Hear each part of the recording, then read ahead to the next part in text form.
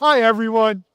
Welcome back to our continuing coverage here at the RSAC conference. We're on Broadcast Alley in Moscone West, which is where the keynote stage is right over there, or one of the keynote stages. They just recently had the former, I don't know if you were here, the former Prime Minister of New Zealand.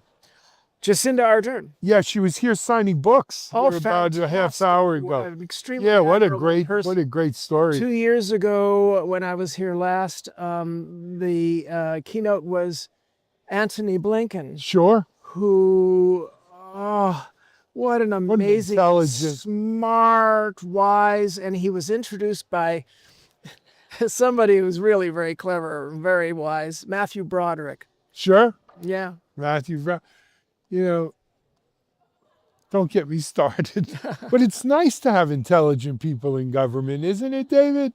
But let's not go there. May we discover that? Yes. Let me introduce, if you don't already know this gentleman, his name is David Brin. David is a treasure from the sci-fi world and the world of science. You probably have heard of some of his books. Some have been made into movies, most famously The Postman, which is a Kevin Costner movie, and very good. But David's also written the Uplift series. He was one of the authors chosen by the Asimov family to continue the Foundation story.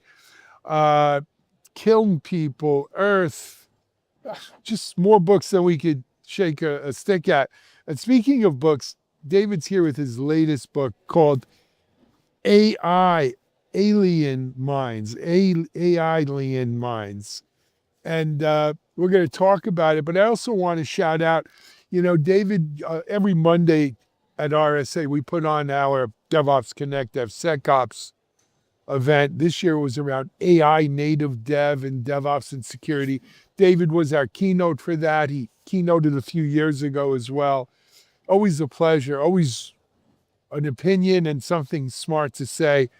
David, welcome. I hope I didn't embarrass you with that. No. It's fine, Alan. All right. It's terrific to be addressing people who really want the sort of things you deliver, which is in-depth and diverse views about this amazing new age that we're in. It really is an amazing new age. And whether or not it's a singularity, well, we'll leave that to my friend Werner Vinge, who passed away recently, but he said this was coming. We're in it. Well, I'll tell you something. You brought that up. We'll get right to it.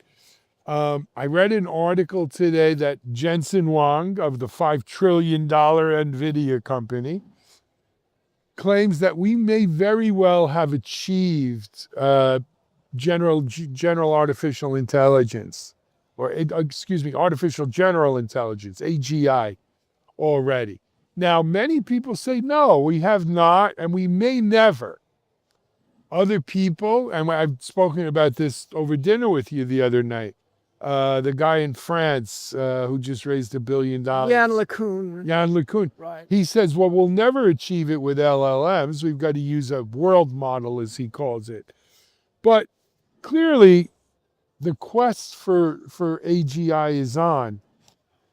But even until and when and if that happens, the impact of just generative AI and now AI, agentic AI, which is all the rage here this year, is significant, doesn't do it justice. It's game-changing. I agree with that. Yeah. Now, David, people out here may not know, but you've been writing and talking and thinking about things like AI since the late 80s, if not before. So you're not surprised by this? Well, I'm surprised by some aspects of it. This is the thing about the best end of science fiction is there are a lot of good predictions, but what they are more is warnings or enticements if you're pointing out something cool that could happen. It's often said that the highest form of science fiction is the self-preventing prophecy. like the World War III movies, Dr. Strangelove on the Beach, Failsafe, Testament, helped to prevent World War III. Retired military officers say that. The China Syndrome, warning about one danger, all the Contagion movies. But the granddaddy of self-preventing prophecies was, until recently, George Orwell's 1984, which immunized us against many of the failure modes that he described, and people were very wary. Now, we're experiencing, whatever your political beliefs, we're experiencing crises right now that make people wonder if perhaps that warning has failed. But the point is about science fiction and AI is that there's been a lot of discussion of AI in science fiction. I've had it in my novels and things over the years, various approaches. And so did Werner Vinge. Some of the best authors in the field have dipped into it. But some things we did not expect at all. For instance, we expected that the approach, and I go through the 6 general approaches to AI. The approach number 1, we thought that would be the one that would deliver AGI, and that is discursive logic, symbolic systems that deal in verified facts. And some people have mocked it as being handmade artificial intelligence because a lot of the content has to be mediated and curated by the makers.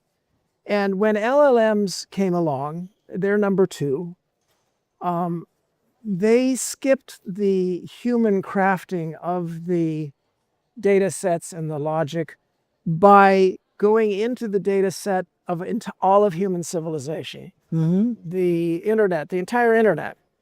There's been some attempt to prioritize. For instance, Wikipedia has a higher value because it's verified. But in the great storm of all the training sets, Wikipedia and verified facts are simply swamped. Yeah. But they're not the only ones, David. We look at here, and taking it to the tech. Estimates range from anywhere from 2x to 4x to 8x the amount of code we're generating now than we were before AI. Oh, yes. So this is not just a little incremental. No. This is a major explosion. It's huge and so overwhelming. One of the things I talk about in my book, one chapter is about those 6 different methods for getting to AI. And one of them is dominating now, the LLMs and the related image correlation systems. Another of my chapters, I talk about metaphors for how this process fits into the real world. And among the things that are utterly ignored by some of the great big geniuses who are bringing AI into being is what we can learn from the past. 4 billion years of evolution on this planet, for example. 2 points about that. 1, we are creating a new ecosystem with all of the same traits as the old one that made us. The old one is based on sunlight, plants getting nutrients from the soil and water and feeding off the sunlight. Then herbivores feed on the plants, carnivores feed on the herbivores, and parasites all the way through it. This system has worked evolutionarily for 4 billion years. And we are doing the same exact thing. Every single point along that chain, we are doing now with cybernetic beings, only the sun is electricity that we provide. The nutrients are chips that we provide. But we are already doing the exact equivalent of plants, herbivores, and predators, and certainly parasites. Just today, the big news about the canister worm, for example, all over the world. It seems to be targeted at Iran mostly, but it is taking over things left and right. And the other point about, And it's targeted at Iran. Is this like another Yes. Stuxnet, you think? well, it's similar to Stuxnet, except that it's an extremely capable worm that is self-replicating and evading security systems. And I'm surprised it's not the thing that people are Because talking they're so busy with agentic AI, we don't have time for old-fashioned. I'm surprised they're It's not pretty. talking about it over there, but it was in the news today.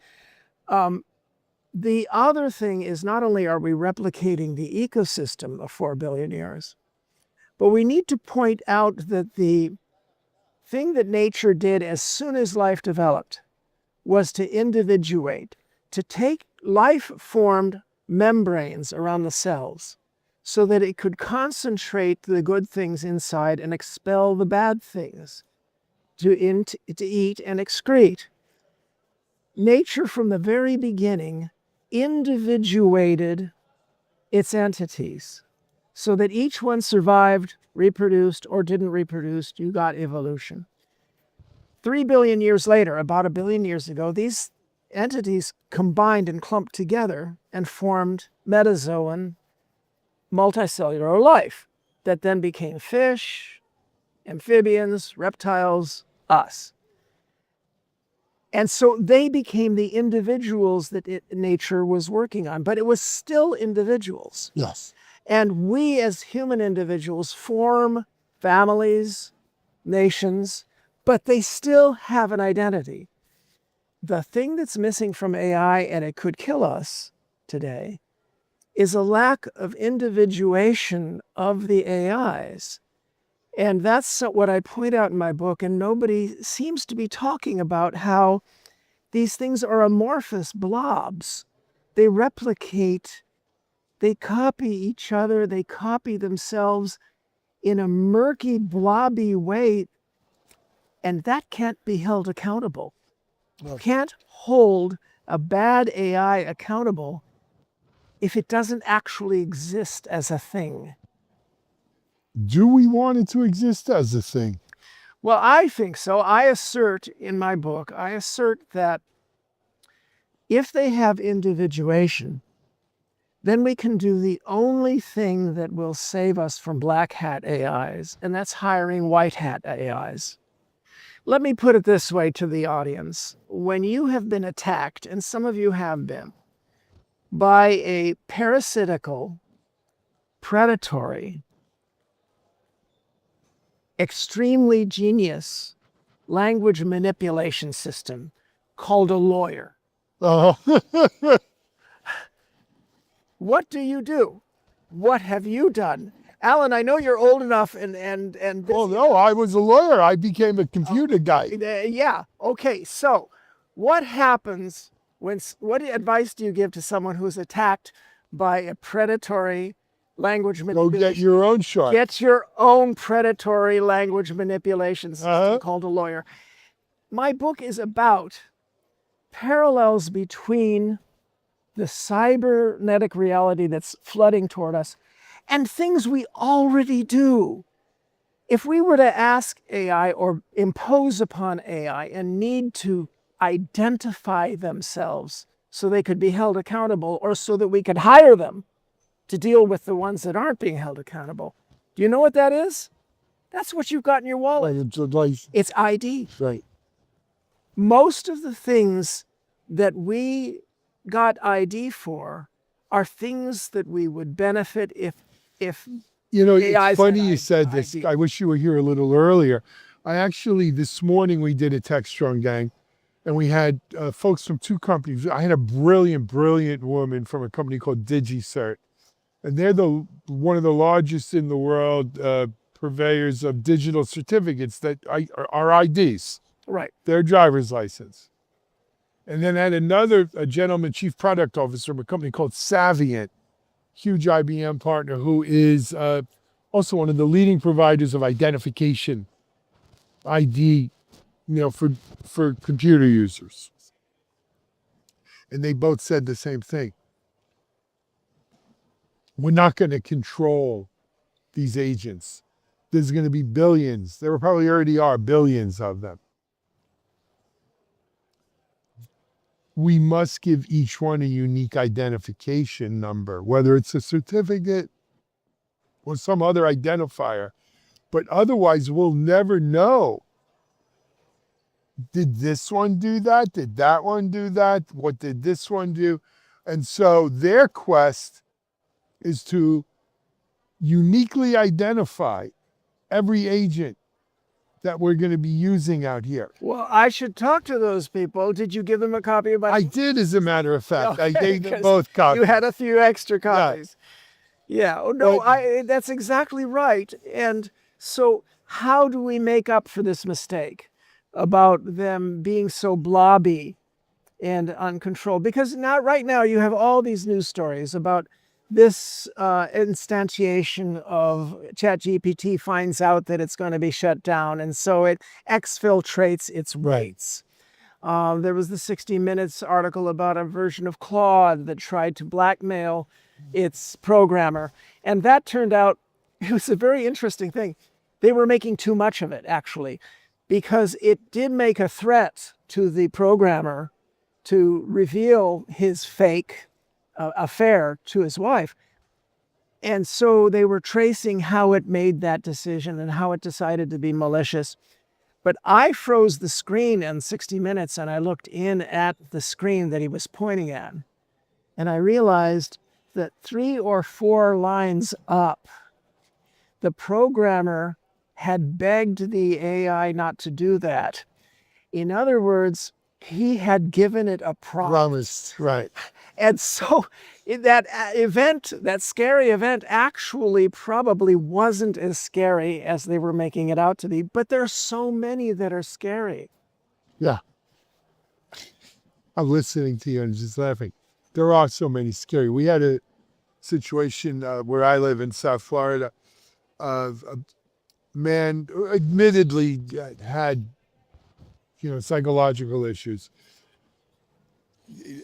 Thought the AI was his girlfriend. I don't know another way to put it. There's a lot of that. And she told him to go down to Miami and take some stuff from a warehouse, and he got in trouble for that. And then the story, or at least if you believe the father who's now suing ChatGPT or something, suppose he told him to kill himself.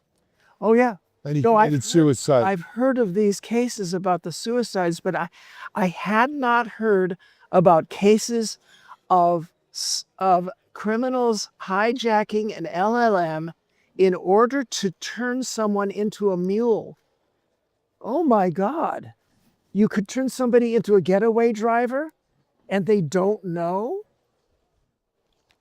I grew up in New York during the Son of Sam days, so I believe anything like that, if you remember back in the day. Now, there are some basic root things that if we had thought about them, we would be in better shape. The biggest one is the biggest mistake of 50 years ago, and it's just too late to fix it, and that is not making a distinction between data and commands. In our computer languages, a command from the central authority, the programmer, or actually the maker of the compiler, should be a separate category from all the data that's going through. And we had no idea it would turn into such a big problem until LLMs. Yeah. And now what we're finding out is so many people, I know a number of them, are saying, I'm tearing my hair out what there is. You have hair. Because I'm telling this program again and again and again, I don't want you to do this. I want you to do this. And then it acknowledges. Very politely. I understand. Very polite. I will do that. You're right there, David. We should do that. Great catch. And simply doesn't do it. And we're finding out the reason for it. And that is that the command is being used as data. It's going into the data set and the parameter set. And unless you are very, very careful with the parameter control sets, because you can't do much about the training sets, but unless you're very careful with the parameter controls, it's just going to treat your command as one more thing to put into its transformer system. So that's a mistake we made 50 years ago. The mistake we're talking about now is the mistake of not demanding that there be an identifier for each instantiation. So I think we're going to get that. We have to. As I said, these two people were saying. Otherwise, because otherwise it's akin to letting you on a computer without a password. Well, it's akin to letting your cat walk across your keyboard, Or the same and then thing. doing a pattern recognition on for what the cat did. and then Well, there's something to be trying said to for make that. sense out of it. Now, I'm going to tell you, it's funny you said that. I once knew a company that were based up in Boston. They came up with a biometric security system that was based on the way people hit keyboards, right? You may spell David when you type it the way you spell it. You have a certain cadence that you do that no one else does. Oh, that's why a lot of these ICE agents are going to be outed eventually, even though they're now wearing dark glasses. In the beginning, their irises were visible, but their walking patterns, their gaits. Yeah. Couldn't happen soon enough, but let's not go there. No. We're living in a world that wasn't a political statement. Yeah. It was just a statement that I had a book 25 years ago called The Transparent Society, in which we're just going to have to get used to the idea that There is no privacy. either Big Brother will control all the cameras and we'll have an illusion of privacy, or we'll control the cameras and we won't have perfect privacy, but we can hold accountable anybody who violates our lives. I hope so. I hope it's a good one. David, we're running out of time. I wanted to talk a little bit about the book here. This is a brand new book, really like a preliminary release, as it says on top. Yeah, those 200 copies are going to be valuable. They're the first ones, and we have them signed here, but you're watching this at home. You can't get them. Yeah. Talk to us about the book.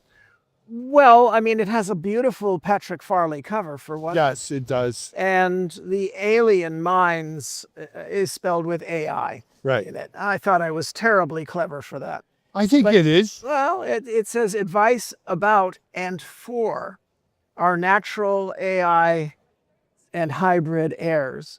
And the notion is, several times in the book, I stop talking to the human readers and I address the AI readers. Because at this point, with this book so new, the AIs have already read it more than humans have. And so, I wonder if that's not true with every book coming out. Well, you know, reading, there was a great science fiction novel called Mockingbird by Walter Tevis, who did the Queen's Gambit and The Man Who Fell to Earth. A wonderful novel in which a scary scenario comes out where the AI, who's a robot, because that's how they envisioned AI in those days,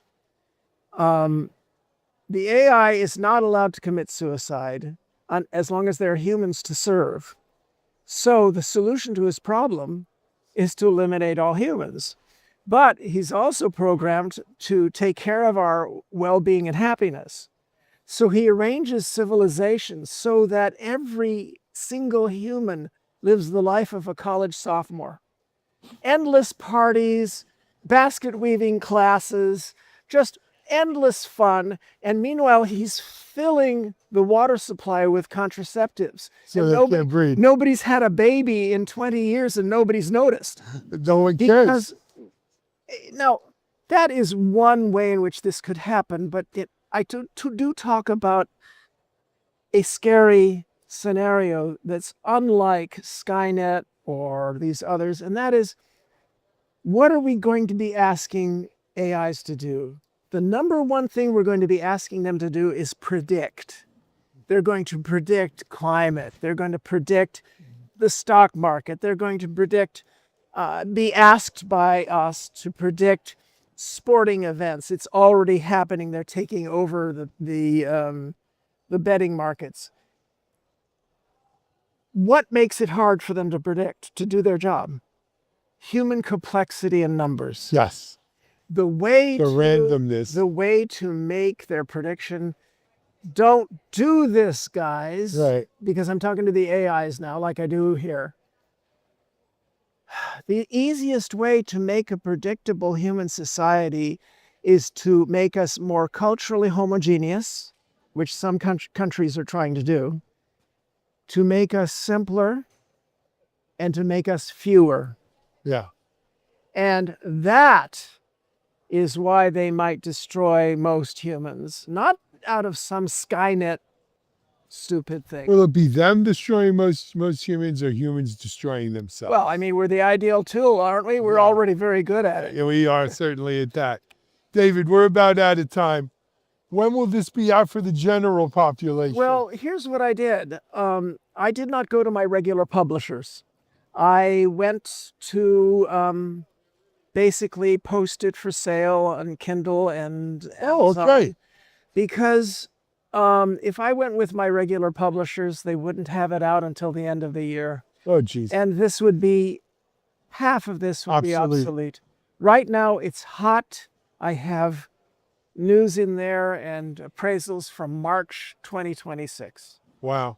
So it's available on Amazon right now. On Amazon Kindle and how do you pronounce the name? Alien? I would just say Alien Minds. Alien Minds, but the AI is in there. Go get it on Amazon now. David, a pleasure. You are a living treasure, man. Alan, you're terrific. We'll be in touch again. All right. Hey, we're live here at RSAC. We'll be done. We'll be back in a bit.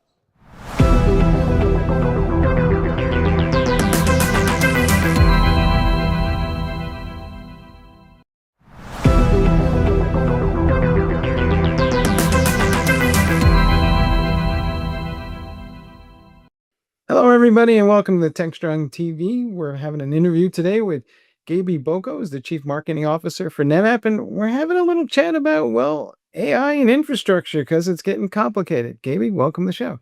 Thank you. Really glad to be here.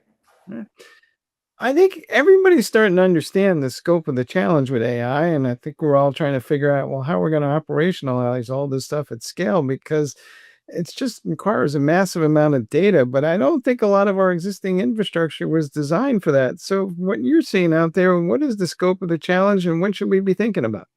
Yeah, thanks for the question. I think somebody said this to me a while ago. It's like AI is going to redefine how we think about plumbing. And I think that that's a really important statement to make, because when you think about all of the things you just said about AI, because AI eats data and we're all super consumed with what we are doing with our data, which is the right thing.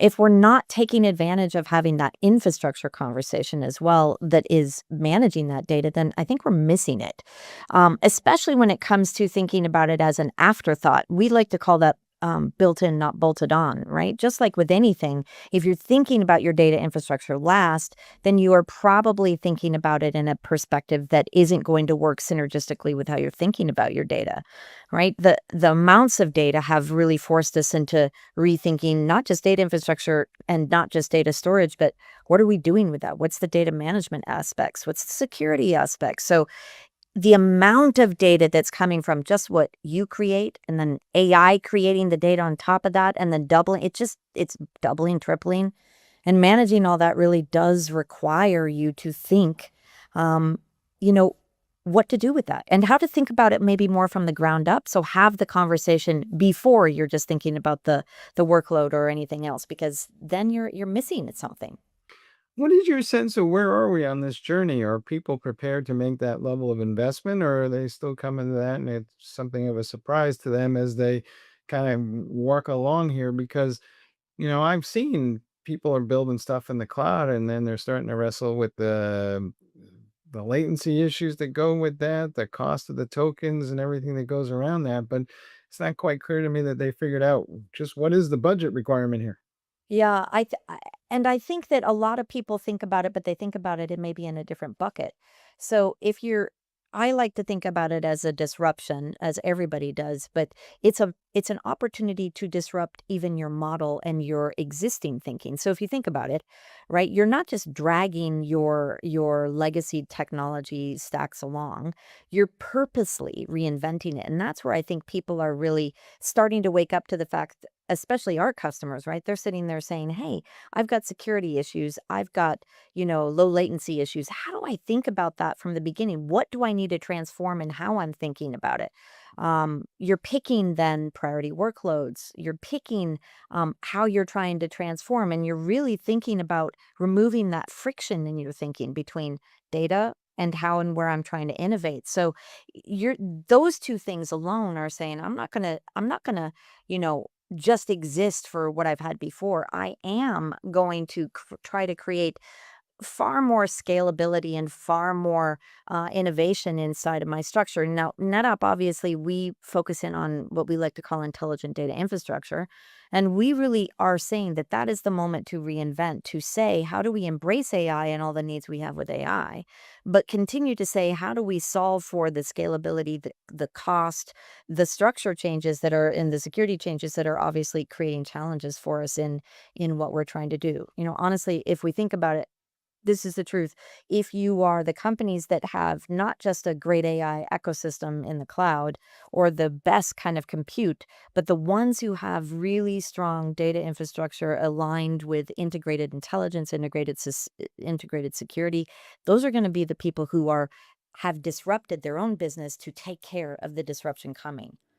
To your point about intelligent data infrastructure, how smart will the data get? And I'm asking the question because every time I look at AI, it's basically a challenge to figure out how do I get the right data in the right place at the right time? And that's kind of means everything from the inference engine for the AI model all the way to the whatever prompt and the data that I'm including in the context window to go with that prompt.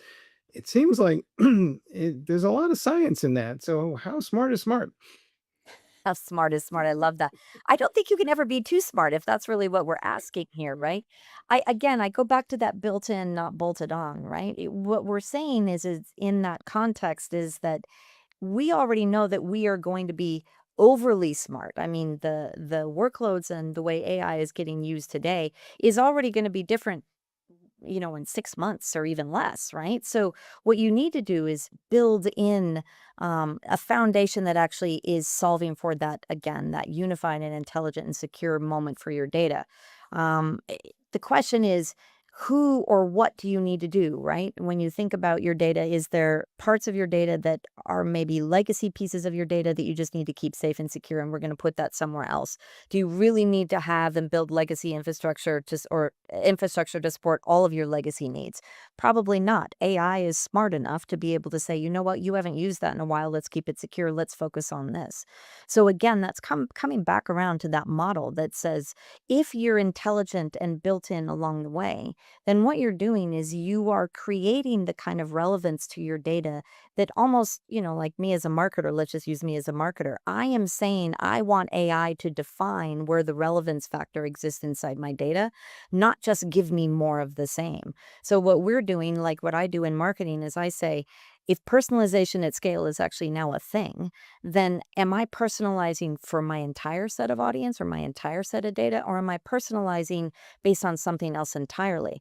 That is me saying I want AI to define my data set, to protect the rest of my data set, but to really focus in on another data set. And you can't do that unless you're really defining, again, and putting your smarts across the data landscape, across the data estate, and then giving and prompting AI to really understand and build that from the ground up. So smart is smart, but it also is precise, right? It means that you're not boiling the ocean every single time. And that's why you need the kinds of tools that say, I'm going to do this at every single layer versus just one. I am going to rethink the entire landscape in a way that allows it to be focused and promising and specific when I need it to be, and protected and secure because I know I might need to go back to it later. So that's, honestly, you know what I think? I think that that's always what we wanted our data to be. That's always what the promise was. I think now what AI does to it is it might actually just make it a reality. So how do I navigate that? To your point, we clearly need a AI stack of some type that's optimized for running those applications. And yet I will have this massive amount of legacy data that I'm trying to move and expose to those AI models. So how do I kind of balance between the need for an AI stack and my existing investments in IT? I think that's a great question. I love that question. I think that this again back to disruption. What we're being given the opportunity is to disrupt existing models, right? I think the real barrier to disruption is to say I am going to try to solve not my whole architecture, but I'm going to focus in on maybe real time architectures that can focus in on the workloads that are going to maybe seamlessly connect my data or give me performance results, right? I think that what that does is says that the idea of what architectural shifts need to happen isn't I need to rebuild or get into a walled garden type of approach. You want to have AI and your agentic workflows determine what those architectural shifts are going to be, what they're going to be, right? So I think that enterprises need, let's call it at the moment on real time. We've been talking about real time ever since I've been in tech. But that is the ability to say, I want my data infrastructure, my architecture to support, without question, certain aspects. We would say that that's your security, your performance, and your mobility, right? So that I can do whatever that is, right? I want to meet my customers where they are. I want to attract new customers. I want to offer my best service. So you're saying I want to reinvent, but I want to do two things in parallel. So I don't know if that's a perfect answer for this, but what I do think is this is work that technology's been trying to do ever since I've been in it. I think AI makes it possible as long as you're looking at your system as something that is intelligent and secure and quite honestly, something that is built to help you navigate the future. And that doesn't necessarily always mean that you're rebuilding it. That just means you're focusing it. There were a lot of things that happened downstream from the data that actually trace back to how we manage that data. In case of AI, that could be everything from our efforts to make sure that we're optimizing it for AI browser search. And then there's also context windows. And the better I am at managing that, the better the answers are, plus less costly as it gets. Do you think people have enough appreciation for all those downstream things that they need to be paying attention to that are directly related to how you manage the data in the age of AI? I would say, I'm going to talk about it from a CMO perspective because that's kind of what I do every single day, right? I feel like a lot of times we talk about data as a strategy. We have our first party data strategies. We talk about our data driven campaigns, and all of those things are very downstream, right? And I think that what that means is that sometimes that means we're missing from the conversation on the design of what we're trying to do with the data. I think that that's a really important concept for most people to get beyond. You have to be able to ask the hard questions, not just focus in on the downstream actions, right? Yes. Am I looking at how I'm using SEO, GEO, and LLMs to drive greater reach? Absolutely, I am. But if I'm also not asking, how is my customer data being used or structured for, AI ingestion to be able to deal with the SEO and GEO, then I'm missing the conversation. If I'm not asking the question on how does our data retention policy around our customers intersect with the AI training models, then I'm missing the conversation. So someone inside every organization is going to own that conversation. And if it isn't you, then you need to invite yourself to the conversation. Otherwise, what you're going to be doing is you're going to be creating, I don't know, you're going to be creating this grateful recipient of AI wonderfulness and not basically being a part of the shift or the disruption that needs to happen inside your own organization. So I think you have to be able to do both. You have to understand what you want it to do, and then you have to understand what's going to drive it and make it successful. So that's how I manage it in terms of marketing. That's how I manage it here at NetApp. But also that's why we again believe in intelligent data infrastructure, because you can't do either one of those if you're not thinking about the latency of your data, if you're not thinking about what it's sitting on and being able to move it between on premises and cloud. I am involved in that, not just because I'm in a company that does it, but because I think it's relevant to how my tactics perform. Do you think organizations will finally revisit data management in general? Because I might argue that few organizations that I know would get a really good housekeeping seal of approval, shall we say, for the way they manage data. And in the age of AI, are we finally going to come around and have that conversation? Because, well, after all, it's all about the data. I think yes. I think that data management becomes far more likely. However, I think that you can't, if you just start from a data management layer in terms of, oh, I need to, and you're not actually thinking about why you need to, then it still will feel like a boil the ocean moment, right? I think what you want is something, again, do I have fragmented systems, or do I have fragmented data definitions, or have I not cleaned any of this data and does it just need to live over here? I think you have to ask the questions that allow you to be prescriptive. Again, AI eats all of your data.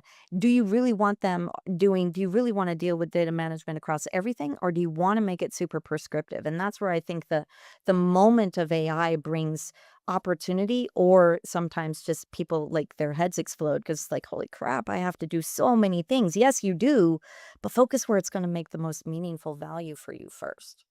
Are there things that you see some of your customers doing today that, you go, wow, that's pretty smart. And I wish most of my customers would start thinking along those lines. Are there certain best practices or things that are kind of leaping out at you going, yeah, we need more of this?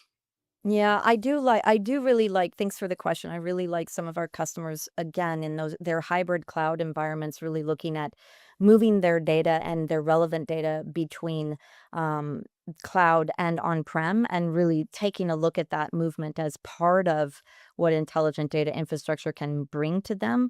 Um, when you're thinking about not just where your data is living, that's kind of an isolated view. But when I see my customers saying, I'm going to put high impact data over here because I'm going to use it more. I'm going to put low impact data over here, and I'm going to revisit it in X number of months. I really view that's a smart motion, especially when you think about unified and real time data that's reflecting where their customer journeys are. I also really like the ones who are focused in on what they're doing with security. Again, the threshold and the kind of the map of where you would have risk with your data can be everywhere. So the ones who are saying, I'm going to look at this from a security posture first, that's allowing them to prioritize where they're going to then focus on the security, knowing that maybe their risk is over here and they need to put double down, but they also need to, by assessing that, be able to say, I know that this is secure, but maybe I need to deal with it differently, so I'm going to park it over here. So a security mindset is something that I think is helping get to that precision of how they want to deal with data. Again, back to that built-in, not bolted on, right? If everything is protected and everything is secure, then you're allowing yourself to say, I can manage this differently. So I really love both of those aspects between the hybrid cloud and the security that our customers are working on. That's some of the most successful ones that I've seen, and the really fun stories, quite frankly. To your point, have we come full circle? And I would argue we spent the last decade or more trying to push as much data as we could into the cloud. But when I was younger, the prevailing wisdom was bring the compute to the data. And now have we come back to that where we're now making intelligent decisions about where the compute and storage and networking resources need to be based on, well, data gravity. I think we absolutely have. I think that's a really good assumption and observation. We've actually said that on a variety of perspectives when we talk about AI. Stop bringing everything to it. Don't, but bring your data to AI. I think that that is absolutely a full circle moment, and you're actually seeing that that's how people are using the cloud and AI moments to say, this is really actionable. We're going to put it over here, and then we're going to apply AI workloads because it's faster and quicker. So yeah, again, this data conversation is not new. I think AI has exacerbated and accelerated certain conversations that might have been maybe ignored, or just maybe put aside, or maybe we can't solve it the same way. So I'm excited about the power that AI brings to the data conversation, the data estate in any customer. I'm excited for what it does for the industry. And most of all, I'm excited for what it does to, again, my area, data infrastructure, because it finally makes the conversation relevant because people are thinking again about it at every single level, not just at the moment of use. So yeah, full circle for 100%. And aren't people going to come up with, an actual strategy for managing their data? And I'm asking the question because we've heard for a long time now, data is the new oil, but I always observed that the problem with that whole analogy was we didn't have any way to process the oil and turn it into something useful. So are we finally going to, get to the point now where we not only have data as the oil, but we also have the mechanisms in place to process it and then pump it to where it needs to be? Yeah, I think so. I agree with that. Obviously what that means is that leaders in any company need to recognize that your outcomes on AI or anything with your data are determined by how well your data is getting accessed or governed or activated. And that shift from simply maybe just managing the systems or having a technology architecture conversation is really creating more, I don't know, maybe the data is becoming more meaningful. Maybe it's becoming more human-centered because you're focusing on the experience. That means your data is continuously in motion. Hopefully, it means you're driving decisions at scale. I think that obviously, if you're committed to your data and you're committed to making data the oil, as you say, then you're committing to say that we want to operationalize it to accelerate our innovation. I personally believe at NetApp that means that AI is part of that, intelligent data infrastructure is part of that. Hopefully, NetApp is part of that. But ultimately, your data strategy inside a company is part of creating that unified foundation, part of creating that oil that you referred to, without forgetting that it's the human experience and the performance level metrics that are going to magnify those experiences that matter. Hey, folks, you heard it here. No matter what era we're in IT, it always comes back to the data at the end of the day. Hey, Gabie, thanks for being on the show. You're so welcome. All right, and back to you guys in the studio.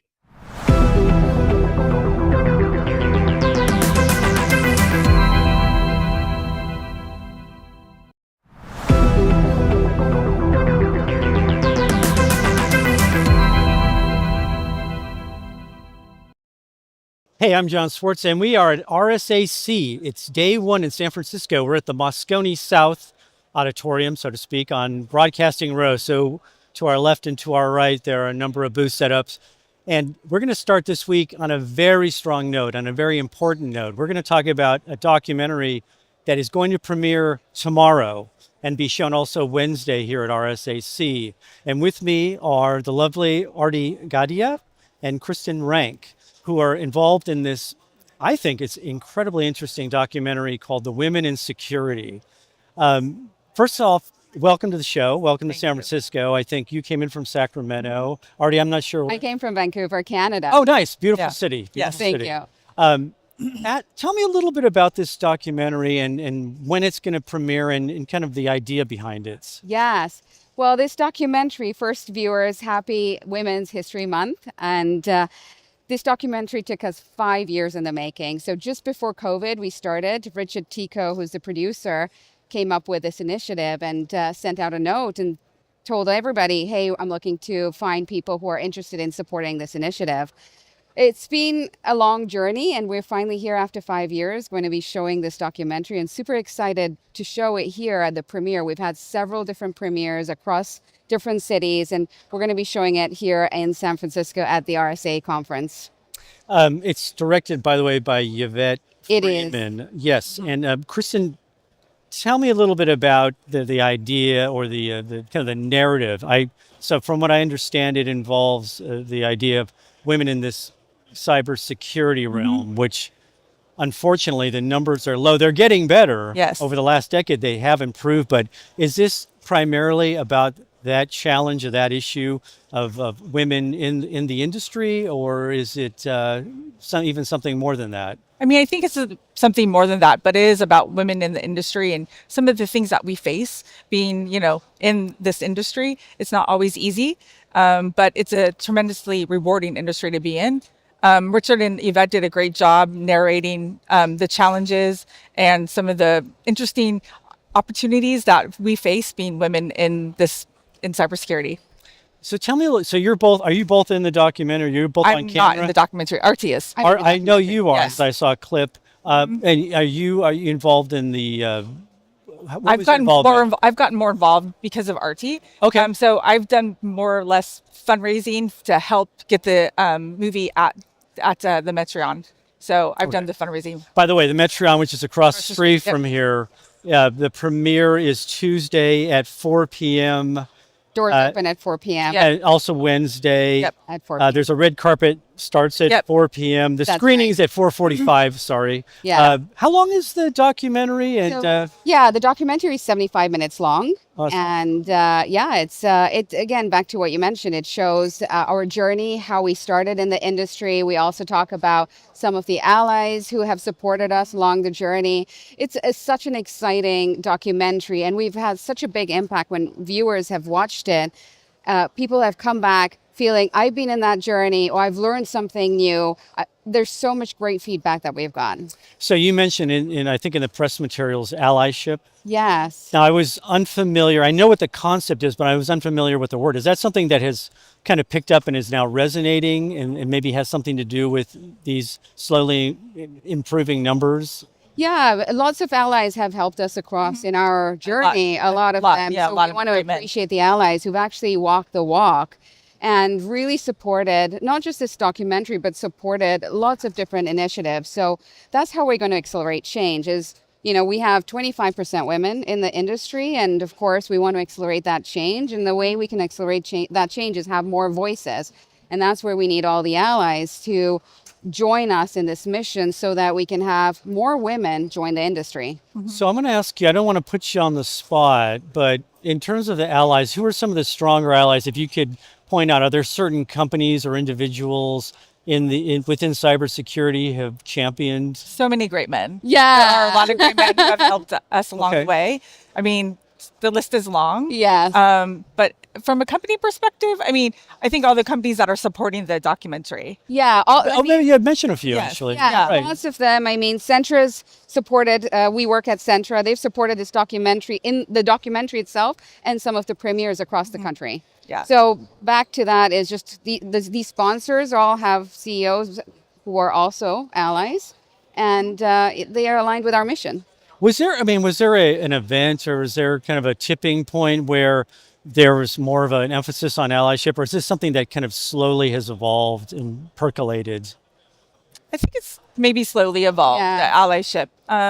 I think that once people see the documentary and they hear about being an ally, then they're like, I want to sign up. I want to be an ally. Yeah. But that's something I was going to ask you about. Is there something that you think stands out that you want people to walk away after watching this to remember? Like you mentioned some people talking about allyships.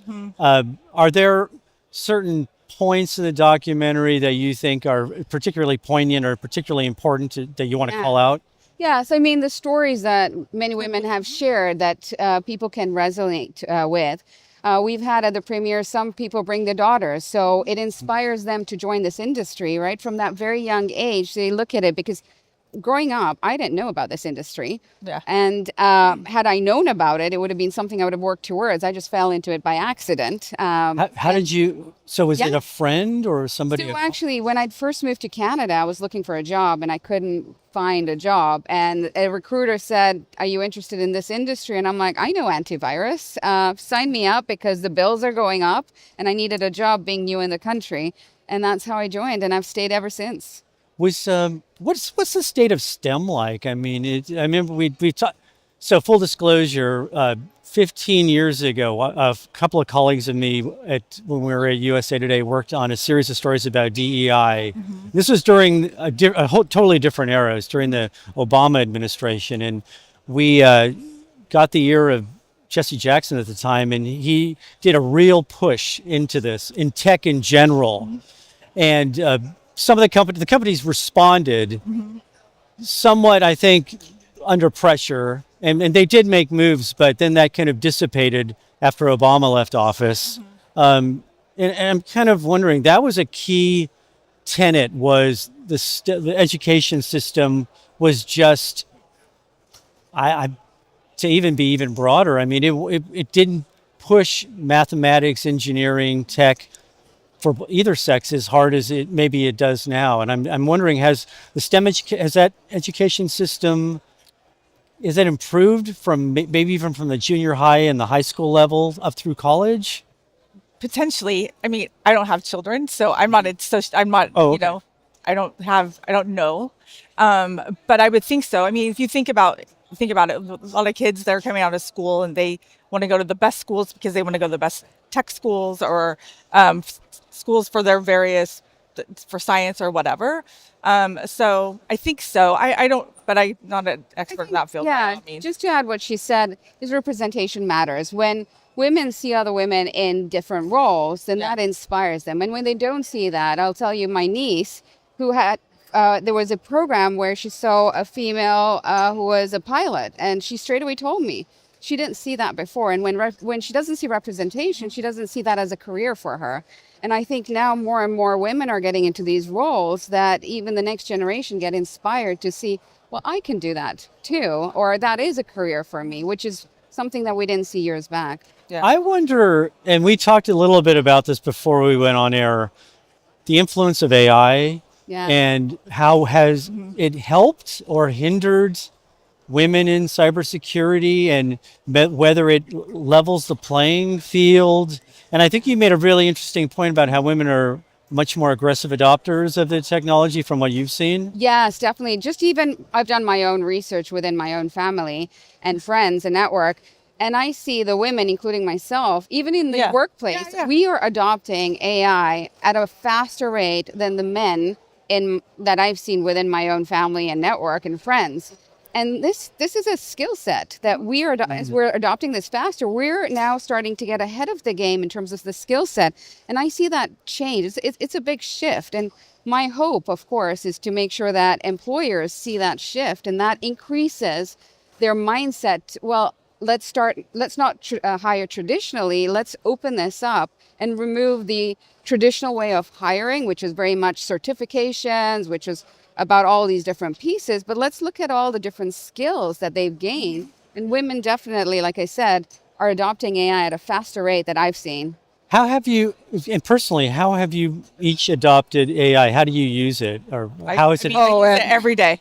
Every day, like literally every even at the workplace, even outside the workplace, so many. We every day definitely use it every day. It's irony is that, the college graduates are having as hard a time as ever getting jobs out of college.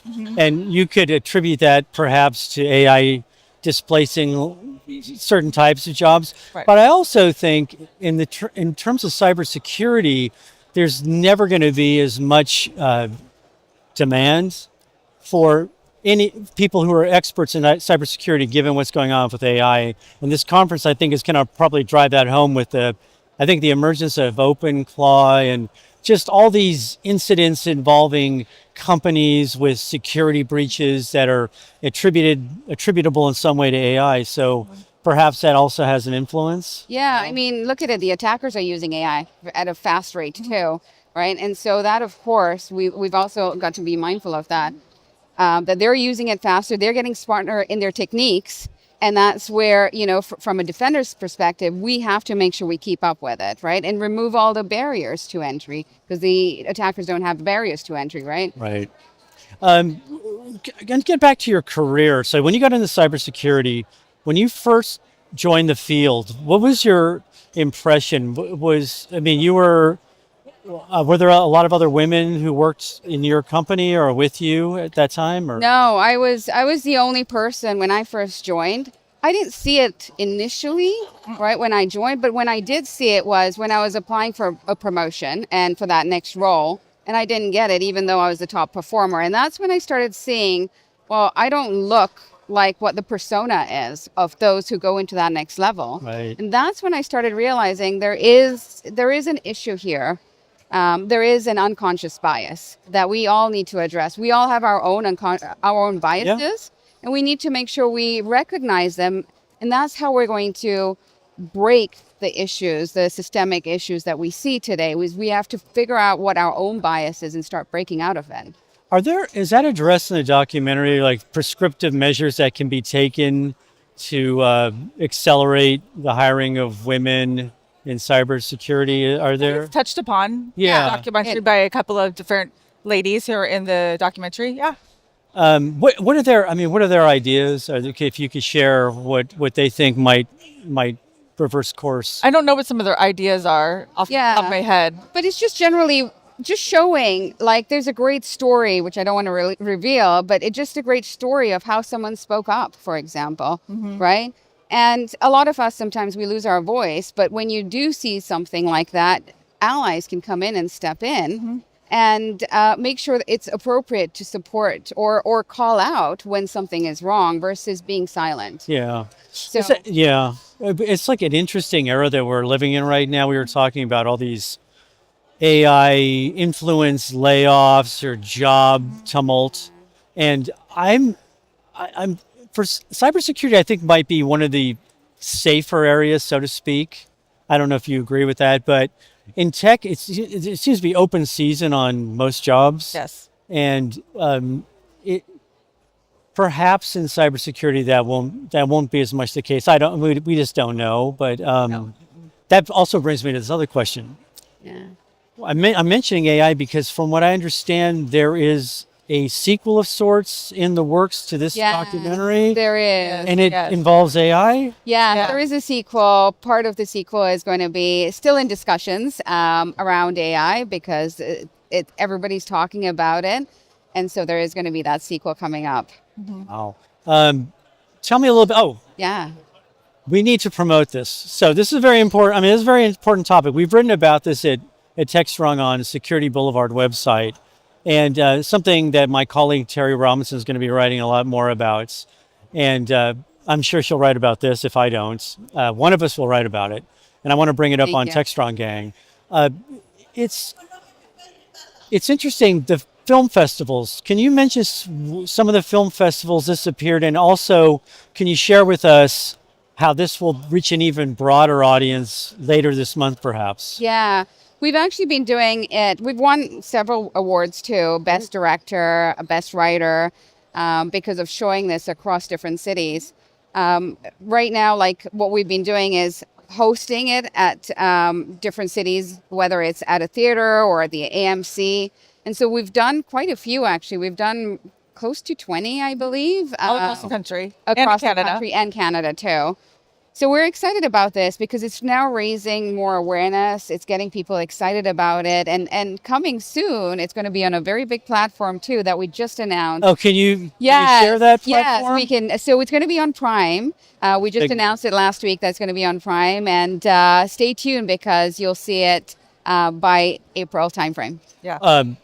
What has the audience's reaction been to this? And is it a kind of split between men and women, or It's a split between men and women. Yeah. Yeah. And Yeah. some men will bring their daughters. I was going to ask you Yeah. a lot of daughters who go. There have Yeah. been a lot of daughters. And it's after the movie. That's what's been so fun, is seeing all the promotion, all the how much they loved it, and just all the activity. They must have felt inspired by it and They have been. encouraged. Like we've got so many, after each documentary screening, we've got like feedback, people posting on LinkedIn about it, taking pictures and sharing their overall experience. And this is a great way to celebrate the women who have made a big impact in our industry. There's 21 of us in the film.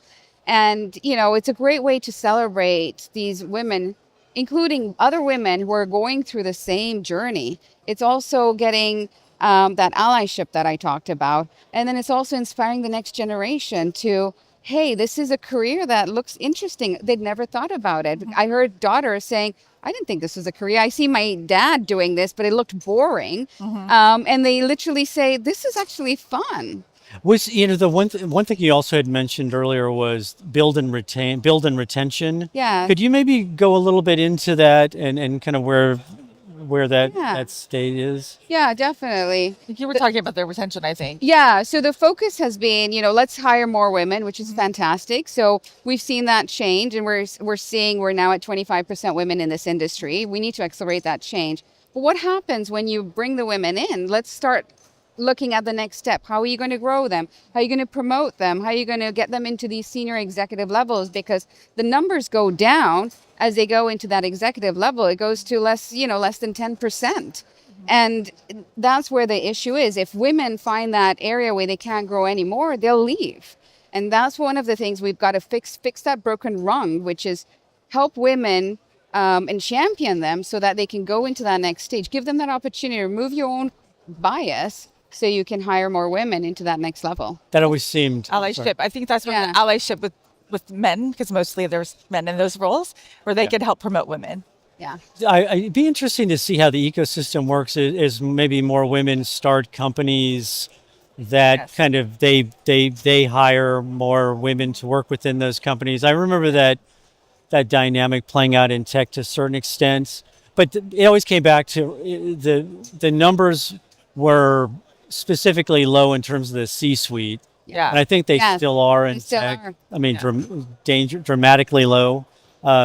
We do in the documentary, not in the documentary, but we do have one of our sponsors for the next couple of days.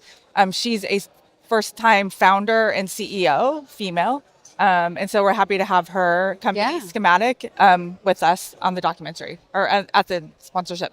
So I don't want you to talk on behalf of Yvette, but I'm going to ask you, what was it that prompted her to want to make this documentary? Had she made documentaries before? So she wasn't making the documentary, she's sponsoring, right? No, he's talking about Yvette. Yvette, the Yvette. director. Yeah. Oh, So I'm wondering if this is her first documentary, and I mean, I even think about. Let's go back to the Oscars. I was kind of blown away that the lady who won Best Cinematography was the first woman to win cinematography. I found that almost hard to believe. Yeah. And I'm wondering if that's kind of the same case in terms of documentaries and whether what spurred your director to make this. Yeah. So, I mean, the producer was the one who had the connection with Yvette. And so, I mean, she aligned with the story, and she did a phenomenal job directing this documentary. So it was aligned to what she enjoyed doing, and she's done a phenomenal job.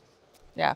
So I'm going to ask you, I think we've promoted the documentary. We'll promote it again before we go off. Yeah. But well, I was going to ask you about the show and what you're looking forward to at the show. Any type of topics or type of products or type of areas of cybersecurity that have your interest? Yeah. I mean, I think obviously you want to hear what everybody's up to. Obviously, we're going to hear so much about AI, but also new product announcements, new mergers and acquisitions. That's what I'm interested in hearing about. Yeah. It's My competition's doing. Yeah. Yeah. Is there anything in particular? Yeah, no, I just want to add that's basically like with the conference here, super excited about just meeting lots of people and just hearing where they are. Awesome. Yeah. Well, again, the name of the documentary is The Women in Security. Documentary.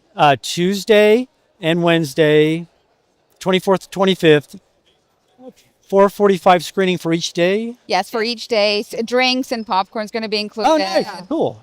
So there's going to be networking from 4 to 4:45. So come early. Yep. And save your seat. Make sure you register, and you can find us at our booth. At our booth. The center booth, which is 4607. So you can register and secure your seat. Okay. And it's going to be at the AMC Metreon 16, which is near Moscone. It's Yes. Right across the street. 4th Street, Yes. 135. You can't miss it. It's right off. I think it's right off of. Right here. Yes. Yeah. Right across. We can see it. Walking see it right distance. there. So if you can get to Moscone South, you can find the theater. Yeah. Totally. Thank you so much for your time. You guys were great. And I look forward to seeing it. Yeah. Good I luck. hope you can make it. Yeah. I'm going to make it. Yeah. Yeah. You should. Yeah, definitely. I was part of it. I told you this earlier. I shouldn't say this, but I will. Who Okay. cares? I was part of a documentary about cybersecurity a long time ago, and I was one of the talking heads. And I am ashamed to tell you that there were maybe 20 talking heads in that documentary, and there was maybe one woman. Oh. So Yeah. hopefully we've kind of reversed course and flipped the switch. Yeah. No. No, I'm excited. I'm Yeah. super excited about it. So. All right. It's gonna be good. All right, thanks. So we're going to have more interviews coming up later today, very soon, actually. I'm Jon Swartz with Techstrong Group, and thank you for watching.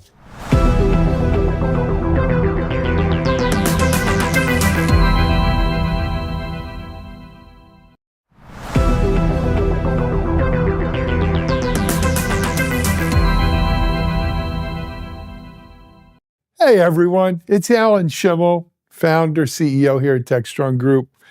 Really happy to introduce this next session here for you.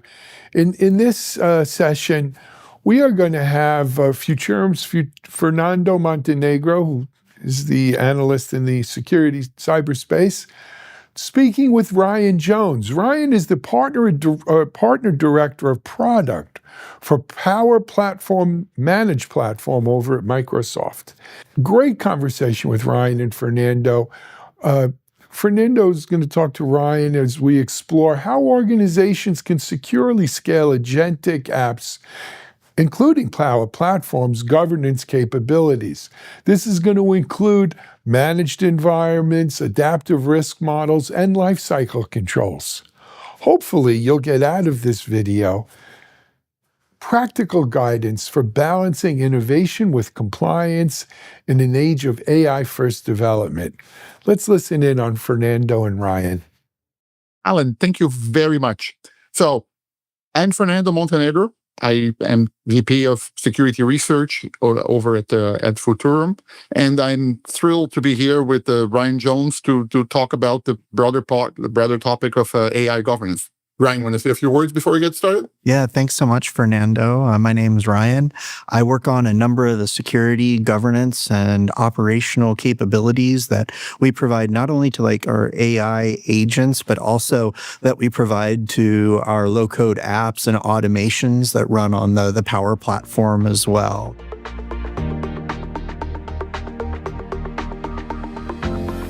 Have you come across something more specific to AI risks or AI governance concerns that surface above and beyond the data sharing, data flow and sharing and others?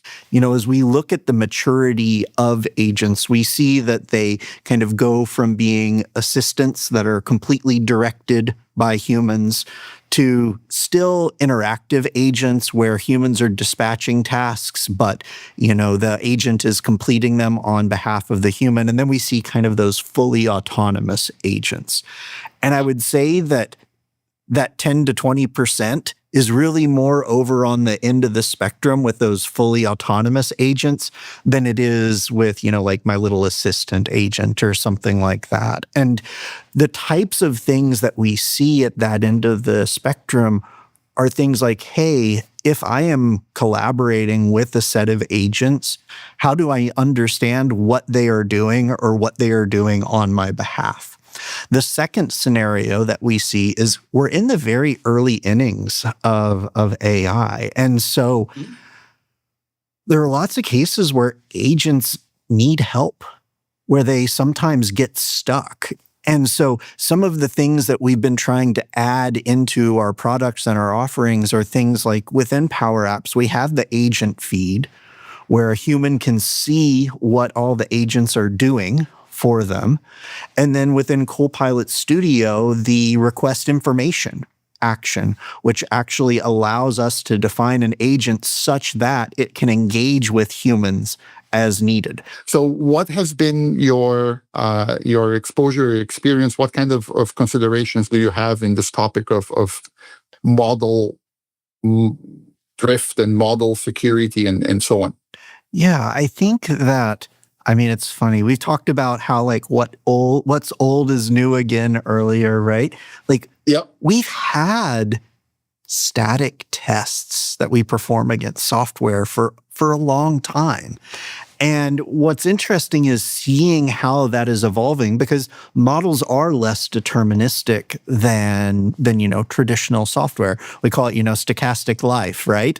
And so as a part of that, you know, one of the capabilities that we've added to Copilot Studio is the ability to add tests and evaluations so that as our technology improves, as makers and builders go through and they modify what tools their agents can use or what knowledge sources are used to ground those agents, those test cases, those evals can run and can return a result so that folks, as they are evolving, they know whether or not they're actually improving the quality of their agents. Because what we find is that the first day that an agent is shipped in an organization, this may sound negative, but that's going to be the worst that that agent ever is, okay? It's only going to get better over time as folks refine the knowledge sources, as folks refine the tools, as folks look at and improve the success rate across those evals over time. And so I think that those quality gates that we've had in software for a long time, we have those with AI as well. I think also, a lot of times an individual maker, they're going to be the folks that are really interested in whether or not that agent really works well or not. While, IT is going to take a bigger picture look at things, right? They're going to want to understand in aggregate, how are things looking? Are they healthy or not? And it could be that if they see an agent that's not performing well, but, maybe just you and I use it, IT probably doesn't care. But if I have an agent that 20,000 people use this month, IT is going to care. And so those same views that we provide to our makers to understand whether or not their agents are healthy, we provide those aggregated views for the admins as well. In fact, had a large customer in the energy industry where someone built an agent, and it was for them, and they shared it, and it kind of grew and grew and grew. Next thing they knew, they had 10,000 people using it. They moved on to work on other things, right? IT was able to see and observe, oh my gosh, this agent is critical to our business. And so they took it over. They added it to their portfolio of applications that they managed. And the thing was, they saw it not as a burden, but rather as an opportunity, because there's an application that's out there that delivers value to tens of thousands of people in the business every month. And their dev cost up to that point had been zero. So it was a win-win for everybody.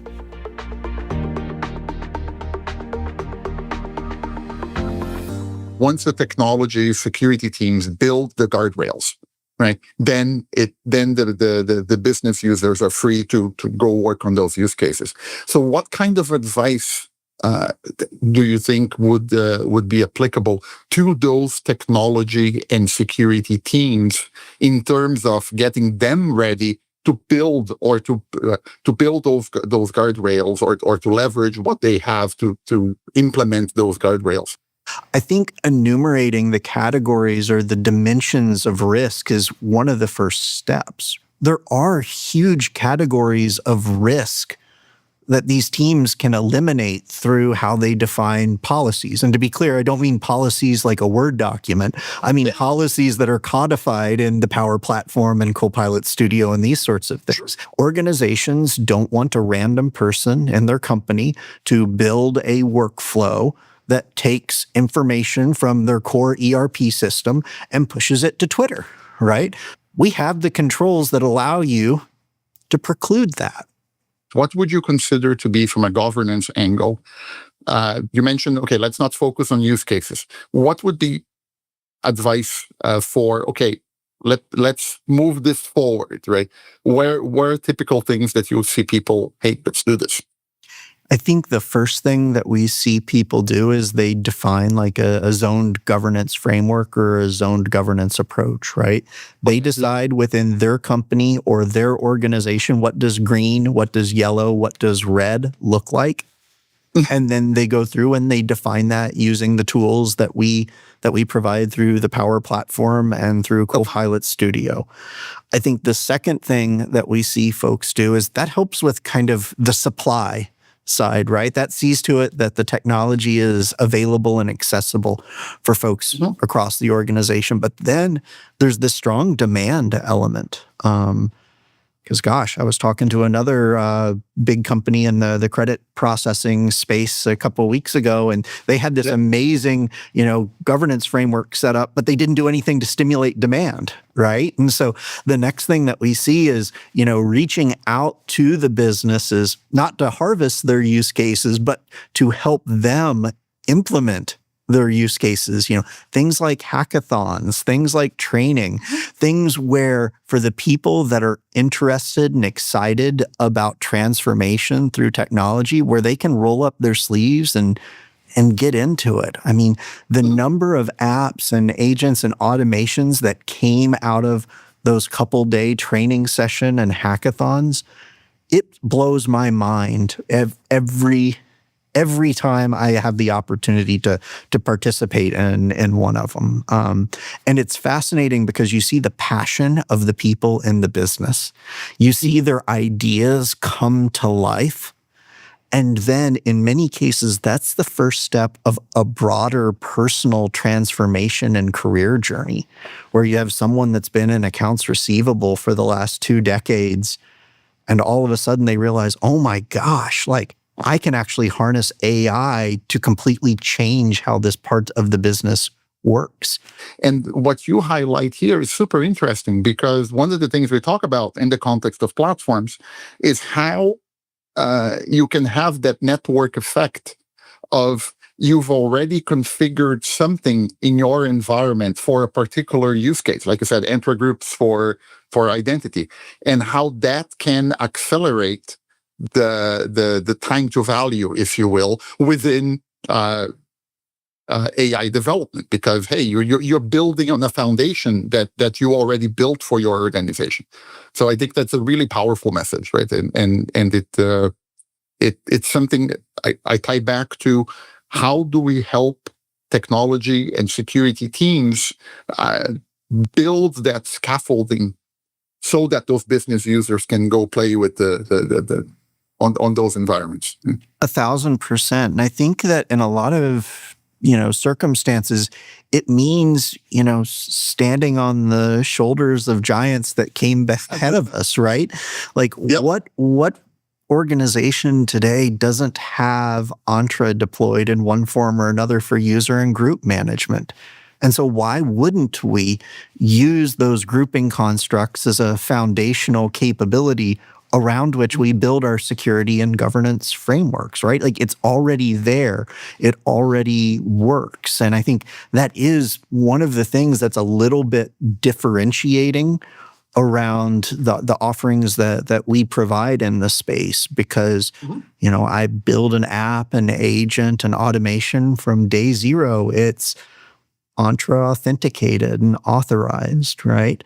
Another thing that we're seeing that's super common right now is as companies are trying to figure out how do they get these AI tools into the hands of people across the organization, and how does that center of excellence or that center of an enablement help people in the various business units upskill and drive transformation.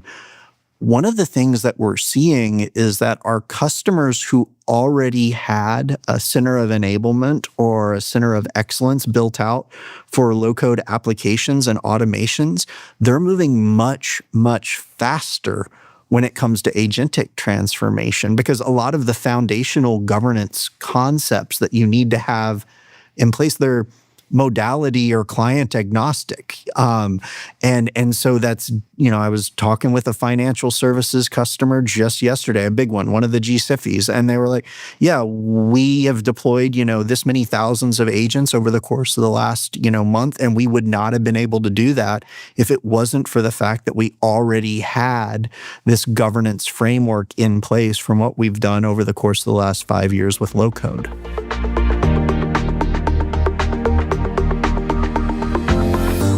I think that one of the areas that we want people to be aware of, like, and we talk about in our research, is that this evolution in models, right? We shouldn't be, just like you said about the use cases, just like the use case conversation, you shouldn't be waiting for the use cases before you get started, kind of thing. We shouldn't be waiting for a perfect model to solve, okay, once we have this model, this is how we're going to do this. No, because these models are evolving constantly, right? And if you architect your AI governance framework right, you build in or you leverage the monitoring capabilities to observe how a particular model is evolving, how a particular model is behaving. So yes, it is a critical component, like observing how these things are evolving. Well, and it's interesting because I know that at times we've had discussions with some customers that are like, hey, how do I control which version of the model is being used by this agent? And, there are some places where we give customer those controls. But I will say, like, I'm kind of hesitant about it because I can't tell you the last time I talked to a customer that was worried about what version of the .NET framework or what version of Python I was using to deliver services to them. And so I think it's a little bit interesting that folks are looking for that level of control with some of these models. And I think that if we zoom out and ask ourselves, apply the good old 5 whys to why folks are looking for that, they want to make sure that as new models are available, it doesn't cause functional regressions in their agents. And the thing is, like we were talking about earlier, that's quite literally why we have tests and evals, right? And that's where, by the way, if for some reason, even though I don't think I've seen it practically speaking in the last year or so, if folks did see a regression as a result of a new model, awesome. At that point, yes, you want the control to go back to an older version. But we're not really seeing that in practice that much. So, yeah, no, and it's this speaks this talk track of multiple tools for your SaaS apps within the business environments is something that it's a shared pain for security teams as well, because when we speak with security executives and their teams, they are swiveling between multiple tools on the environment as well. As a matter of fact, we're working now on a report on security platforms precisely on that note. And one of the areas that we are tracking is AI for security, right? In the context of how do the agents that are now being deployed within Sentinel, for example, right, are helping with, okay, let's do exactly what you were describing from a low-code, no-code perspective. I know it's on the Power Platform, but we're seeing a similar thing on the security platforms as well. And there is tremendous interest in doing that, provided that, yes, we've handled the governance and risk constraints around those.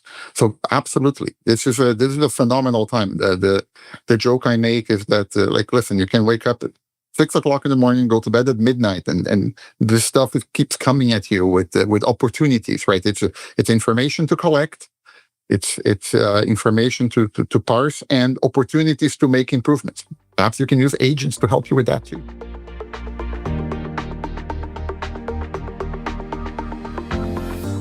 As you're thinking about how you're evolving the Power Platform, and what have you been looking to improve in terms of security and governance capabilities on the platform? Where do you see the platform going in terms of one of the things that, and this is more of a higher end use case, but we do see requests for regulatory compliance. Like, remember when the internet was new and people started creating like those blogs that talked about like what they ate for lunch or what their dog did that afternoon because they didn't know what else to do with it? I kind of feel like we're in the same place right now with AI. And so I would definitely want to preface anything I say with these are early innings. And so I kind of don't know. Okay.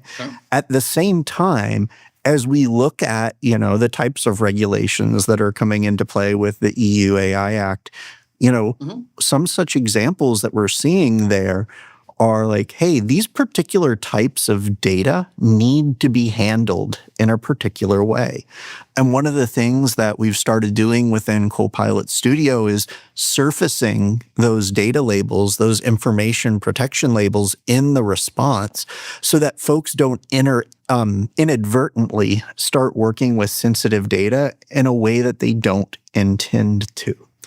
And I foresee that in the fullness of time, this will continue to grow. Like one of the things that we're seeing is we have a capability in the platform today called Advisor. And Advisor constantly scans over the agents and the apps and the automations to make recommendations in kind of like a reactive governance or reactive security perspective, because we believe strongly in the principle of trust but verify. And one of the things that we're starting to see with Advisor and the way that it can iterate through, like AI-generated app and agent descriptions, is we can actually start to flag when some of these apps or agents may be getting too close to that boundary of what, acceptable use policy within a company looks like. And so there's definitely something interesting going there. So one of the areas that when we speak with security practitioners comes up a lot is they are balancing two very distinct problems. On one hand, they are absolutely swamped.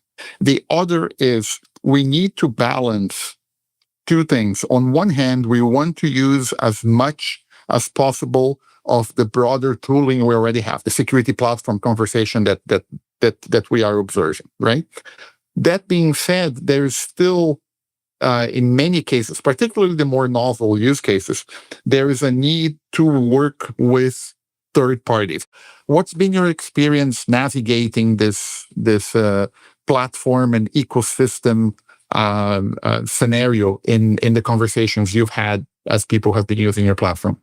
Yeah, I think that what we try to do is we try to start from, first and foremost, providing those foundational security primitives that people need to be able to leverage these capabilities safely. And that has to be native within the platform, right? Like if I have to go find an authentication provider or find an authorization service or figure out my auditing and, those sorts of scenarios, like that's a non-starter, right? And so we have to provide those capabilities from the get-go across Power Platform and Copilot Studio.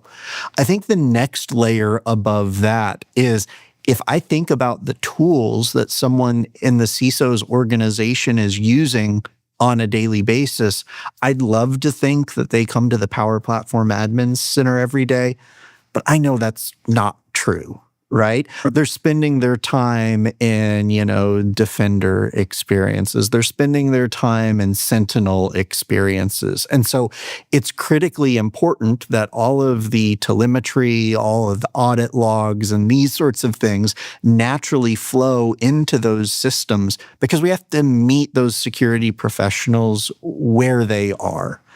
And then Sure. I think the final thing that we're seeing is there are some unique and novel risks in some cases with AI, right?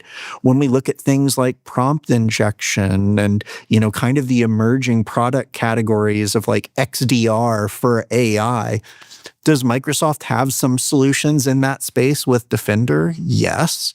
Is it also such a quickly evolving product category that we need to plug into the broader ecosystem?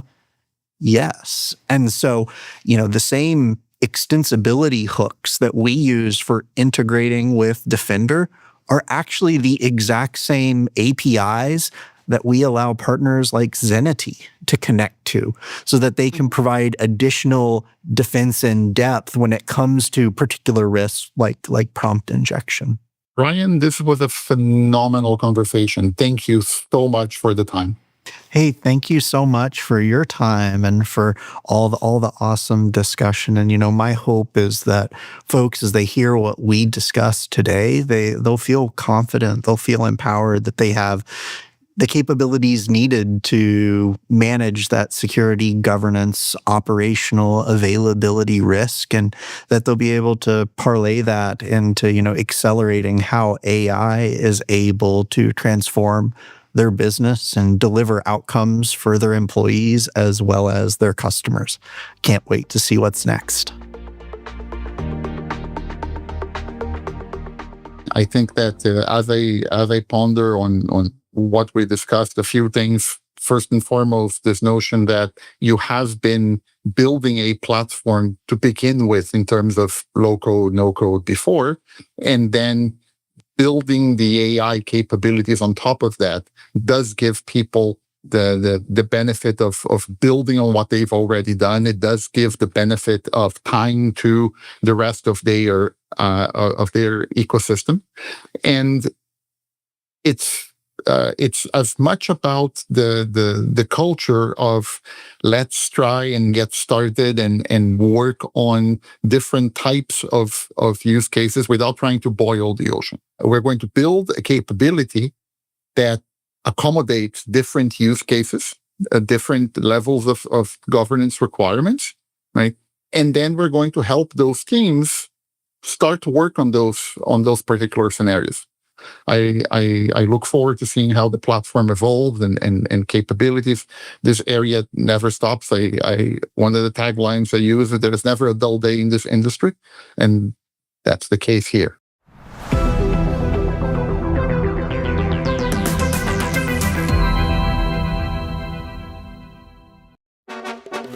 Control, this is Agent Dev. I'm in position. Copy that, Dev. Stand by for go.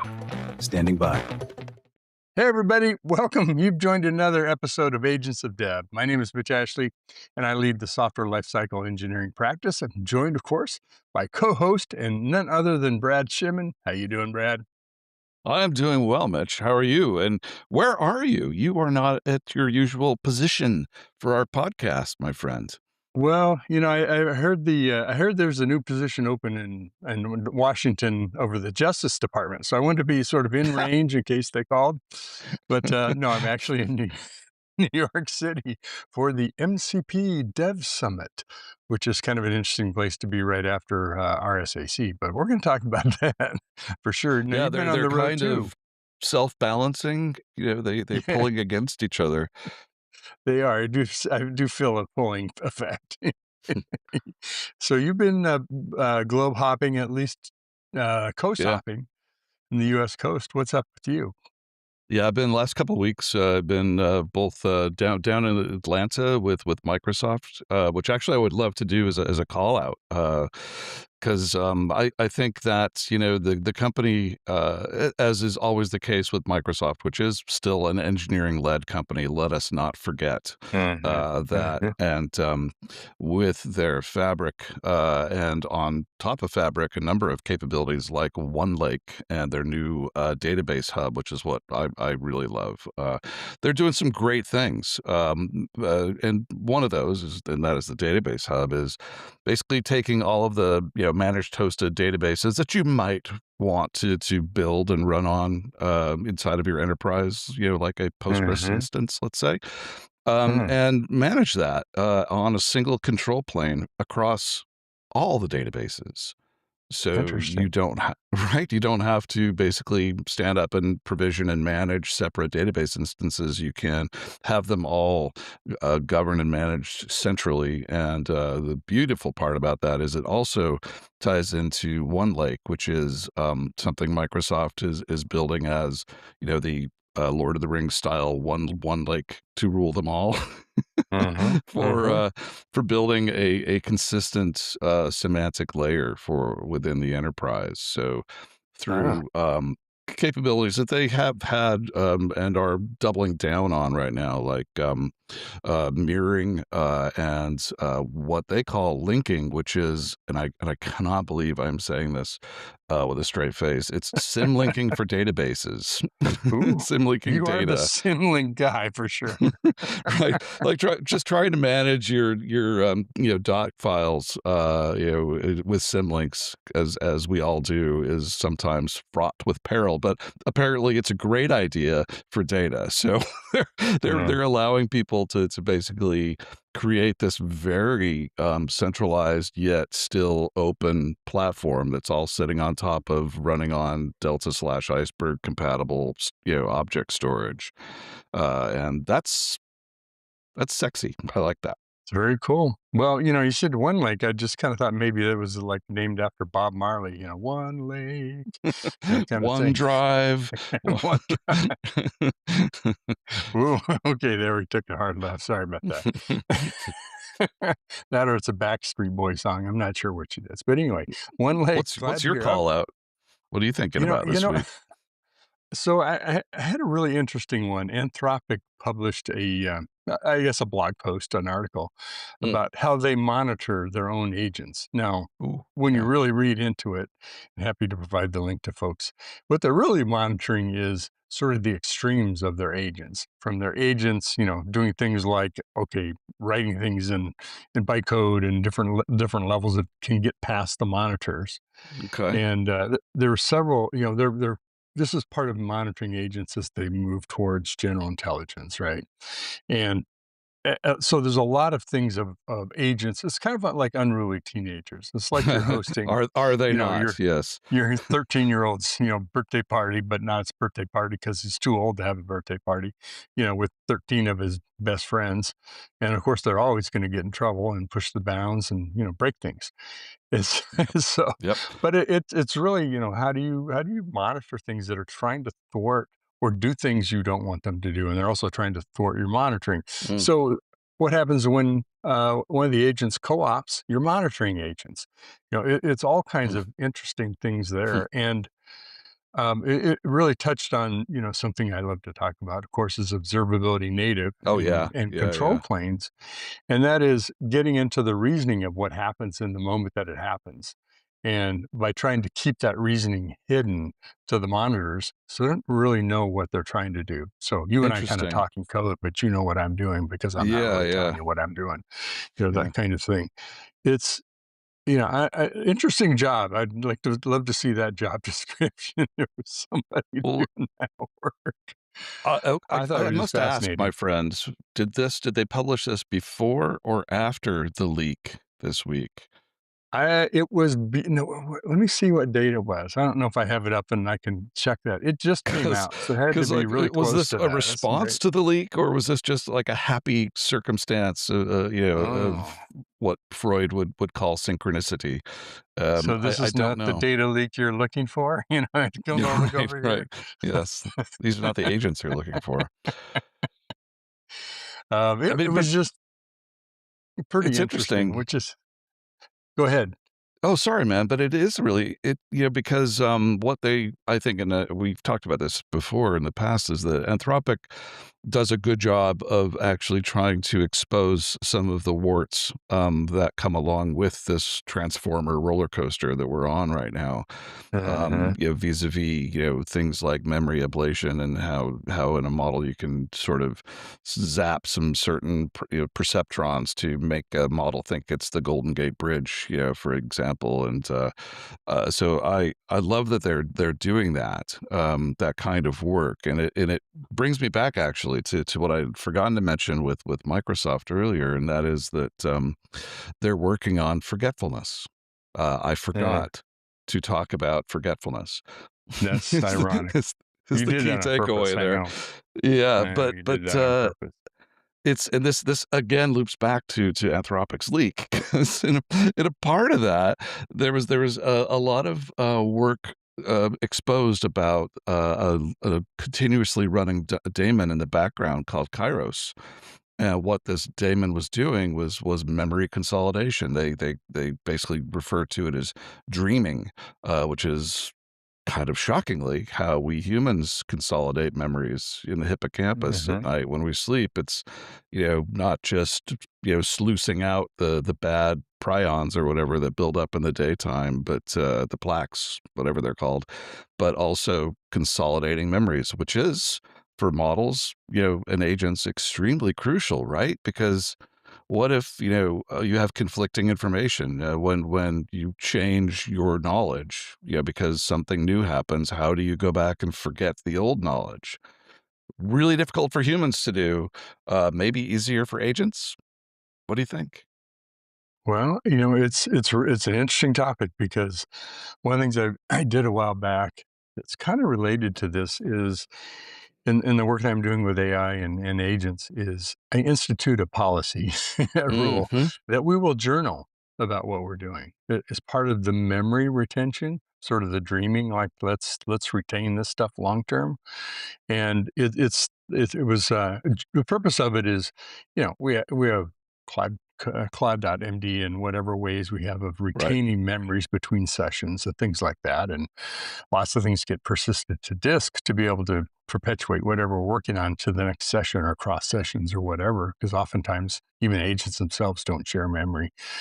No. But what I was concerned about is repeating the same mistakes. Like, hey, this is the same thing, and we've talked about this 3 times, kind of like talking to your 4-year-old. We talked Right. about this. We're not going to have cookies tonight. You did this again.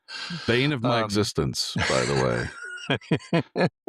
So I instituted this. We're going to journal, and when we do things like close down projects and write what we learned, and there was a whole segment where we were working on how to figure out what the best model is to use for the best work, for the right work, right workload, running on multiple computers, workload locally, as well as using the models in the cloud, services, Anthropic, Gemini, etc.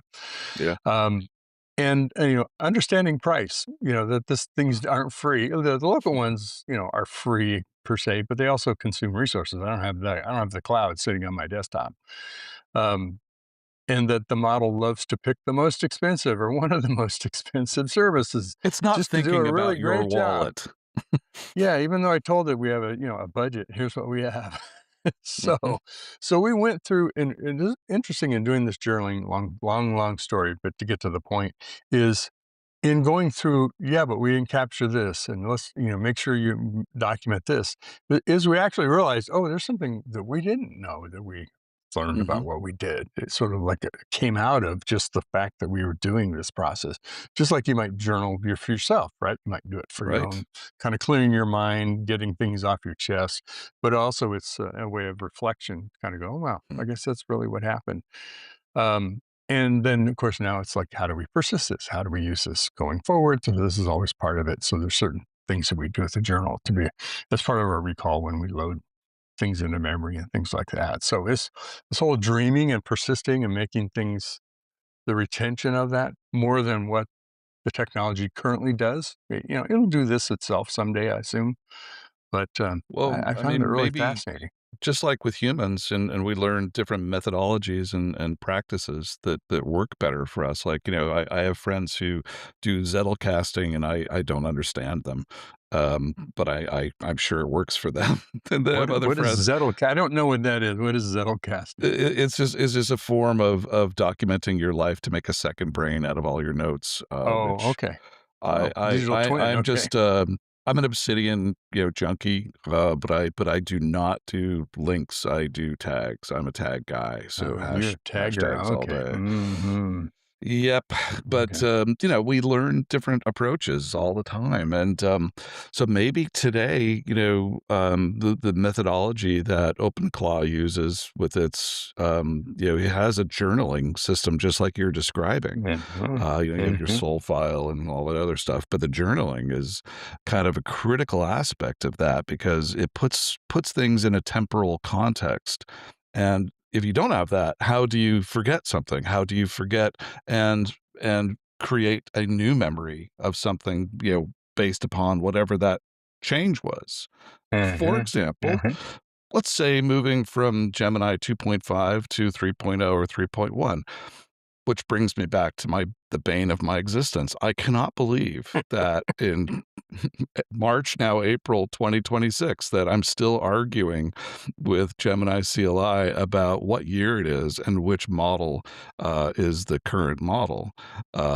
Even, I gave up on Context 7 just because it was expensive, heavy, and didn't always use it accurately. So I've baked into the memory for Gemini. These are the current models. This is what I want you to use for that, just as you were describing. And it still runs home to mama because that's what's in its training data. That's hilarious. Well, I've been struggling with April 1st is not on Wednesday, well, whatever day it was. It thought Tuesday was Wednesday. Yeah. And I'm like, no, it's not the right date. Cognitive dissonance. Yeah, it was arguing with me. It kept putting in that I'm like, no, this is the wrong date. That's not the right date. Oh, that's hilarious. What was the solution? Did you just keep arguing? till I would it I relented. put it in the prompt every time I tell it today. And on Tuesday, I give it the give it the date, the 31st, as opposed to Wednesday, the 1st. I think that's right. Yeah, Wednesday was the 1st. Anyway, so I just had to prompt it and just keep going because I'm like, it's in here, it's in this file, put it in your memory, blah blah blah. I'm telling it what to do, and it was, I get stuck on those things too, right? You We do, call, right? Leap year, springing forward and back, just any temporal shift, I think is very difficult for any reasoning species. Mhm. There's some Yes. that don't reason, I'm saying, but for most of us that do, or we think we do, it is important. And I've run into that with the work we're doing internally to use agentic processes for Mhm. gathering, collating, and analyzing news, for instance.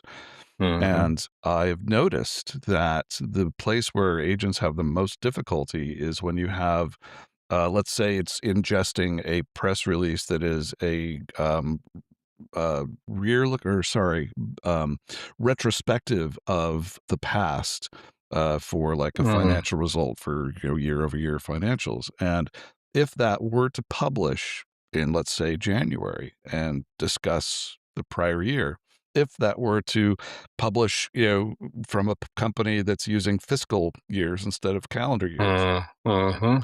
Mhm. the agents get extremely confused. I mean, Mhm. catastrophically confused, just because it's trying to reconcile, these sort of concepts, these abstract concepts of time, and it's hard for humans. It's hard for computers. It turns out.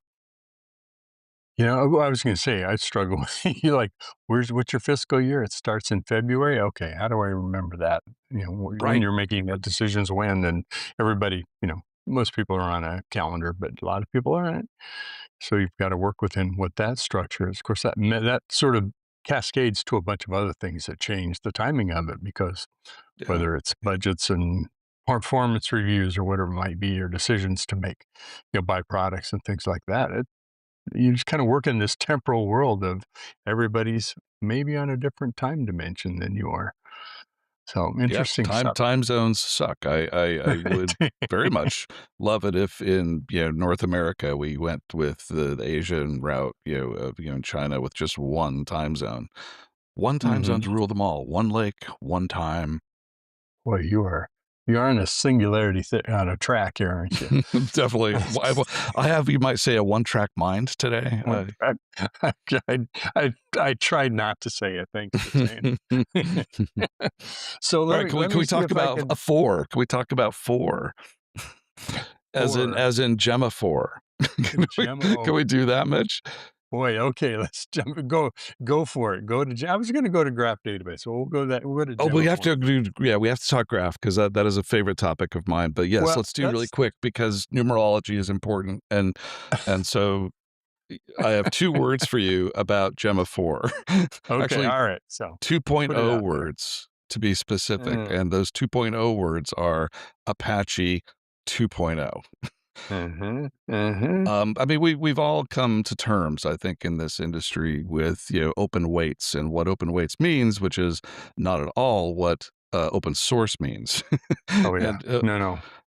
and No. Gemma has been a great project because it takes Google DeepMind Labs and externalizes a lot of what they're learning and doing in a way that is freely available and can be used to build upon by Yeah. others. And it's not. And I think they are distillations from the 3.0. So Gemma 4 is distillation from Gemini 3 family in Mm-hmm. various forms and sundry, because there's a whole family of these Gemma 4 models. And prior to that, they were all open weights with some very bizarre, restrictive, got to read the full fine print to understand what the heck you can do with this or not do with Yeah. this. Yeah. And now we are open source. And it is ironic in a way because we are seeing this sort of flip flop between the East and the West right now in terms of the East perhaps pulling back, as we saw with the Quen team, the Quen team, losing the Quen team, and this sort of rumors of this is going to be locked down coming out of China, and now in response, perhaps Google is opening up and saying, nope, you can build whatever you want on top of Gemma. And if you think about the family itself, you've got this like Quen beater that is a mixture of experts model that only leaves like I think 4 billion parameters running at any given time across a whole bunch of experts, which looks a lot like the Quen 35, 4 billion active parameter model they have, and the two of them I would see as duking it out directly. And then you have these like smaller, I think they call them edge models, or sorry, Edge I can't models, remember. yeah, they're edge, much smaller, that are themselves multimodal, able to do things like on-device translation from heard audio to written words. So like you could listen to English and translate into Chinese or Japanese in real time on your device with like a 300 million parameter model. Actually, it's the ASR stuff is actually like 150 million parameters, so it's even tinier than it was before. That is impressive, because the reason why it's impressive to me, by the way, is Apple. Boy, okay, taking a swing there. All right. Right out of left field.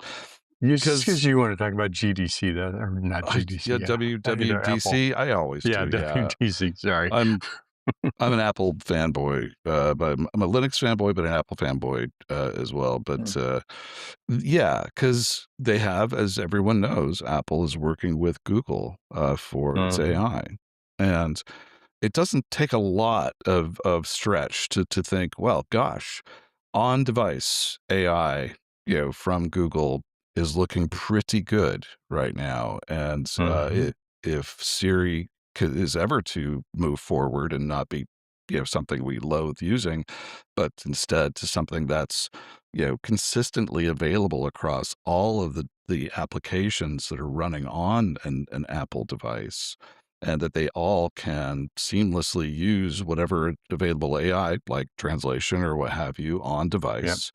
And think now about all of the app builders, because they do have a bit of an app ecosystem.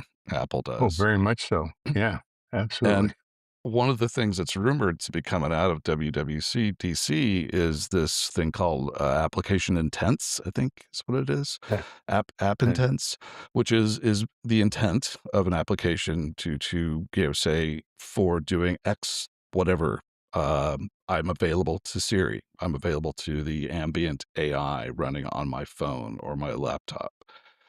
That's a big opportunity for those app developers and for Apple. So maybe being late and initially wrong is better than being right and early.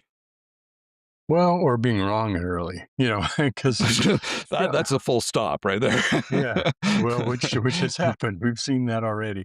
I mean, Apple, and I've been an Apple user since my Apple II Plus. So let me kind of put that out there. When I was going to college. Yeah, that's like last year, I think. It was right before the current MacBook Pro. And one of the things that they've consistently done is gone back to Steve Jobs, is they will work at it and work at it and work at it and work at it, and then they'll work on it again until it's right. And not that they don't make mistakes. They certainly do, and they've kind of been known lately for the operating systems having kind of, slipped a little off the rails. They're back on, kind of getting things on the track. But, everybody complains about, well, all you do is make phones and laptops and a few desktop computers, which happen to be really popular at the moment. Just a few. Minis. Yeah. So, but they have held back and said, yeah, we're not going to go out there and stub our toe in front of everybody, and everybody's already got great expectations for us. So why help them help us fail? Let's just wait and do it the right way. And so, they've been working on this behind the scenes. And my first question was, well, hey, we have all these neural processors sitting around in our phones. What are they going to do with all that stuff? Right. Right? Is this some grand secret plan? They're going to launch things on us once AI becomes ready to do that. Well, maybe, but maybe it's just kind of take a little longer to go. My long-winded point of being, whatever they do, I think they're going to make sure it's done right. So, yeah, we don't like Siri, and Siri's a little bit of the Clippy of the day, and Don't diss Clippy. Clippy at least wanted to help. yeah, go away, Clippy. You're like that annoying neighbor kid. Go away, go away. You're too young to play with us to play baseball. Anyway, so, but I have this feeling that when it comes out, we'll see if it's at the Worldwide Developer Conference this year. Hopefully it is. We'll see what happens. But I think it's going to make a splash because it's not going to do Absolutely. everything, and everybody's going to just poo-poo because it didn't do this OpenClaw use case that everything else does or whatever it is.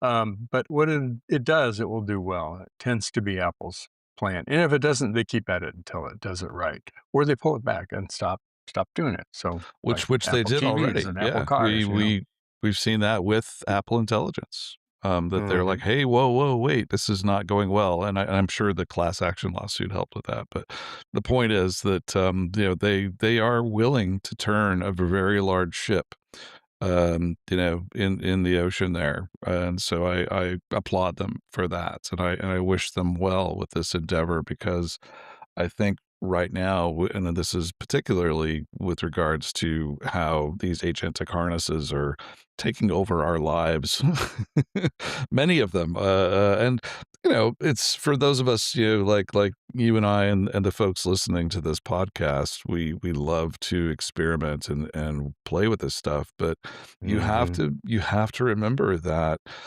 somebody who's maybe not that familiar with technology that still yet depends upon it to get through the day, to perhaps even stay healthy and safe, and so you've got to do it right. You've got to do it in a responsible way that is going to help both freaks like us and the I'm sorry to say the word normies, but there are a lot of people that don't need this as intently as we do in their lives, but still depend upon it.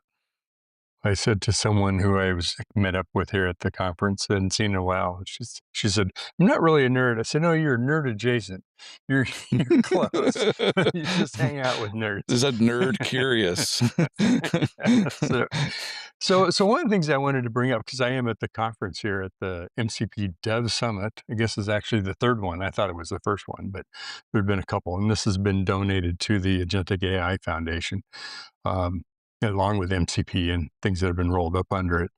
So it was interesting coming off of, RSAC, which, I've worked in the security world for a long time, and there tends to be a bit of a poo-pooing on things that aren't secure, those dummies that didn't know what they're doing that create something how could they do that? And there was a lot of snarkiness in the hallway about MCP, and it's gone. And even in the platform engineering community, they're frustrated with it because it's just sort of an sure. unwieldy, like, what do we do with this? And yes, so you can use OAuth to talk to it, but it's not a two-way. So when it wants to talk to something else, does it need to do it? You need to set up an OAuth through that. And now can you sort of violate your RBAC principles of sharing data? There's all kinds of security issues with it. And so one of the reasons I came, well, one, I was invited, but two, really to get a pulse of what's going on. Where is MCCP headed? Is it the thing of the past and something else is taking over? Yeah.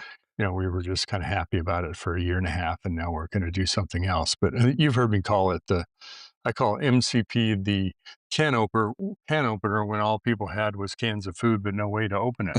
Right. What if we, right. I love at that. the right time? I love that, like, Mitch. Oh my Yeah, God. because Why didn't somebody to me, create I this feel like earlier? it's like phone books, because it is like a phone book, is it not? To look things up. And Oh, I challenge anyone listening to this to turn around, look around their house, and tell me that there is a phone book sitting anywhere inside. yeah. There is not. I So think yeah, there's one is that it the can drives the opener and internet. phone book, or is it It going is. to evolve into something else? Well, that's a good question. So if you look at kind of listening to the talks, and some of the creators of MCP were there, from one of the Anthropic guys was, but they also had people from other organizations who were, some were maintainers, some were also just frankly users. And one company, I don't want to kind of mention names for here for this, but because it's on their website. One company had sort of a framework, kind of like my um, agent control plane Oh framework, which by the yes, way nice. just got published. So, and it was great. I was like, wow, there's some good things in that. Don't want to borrow from what they've done.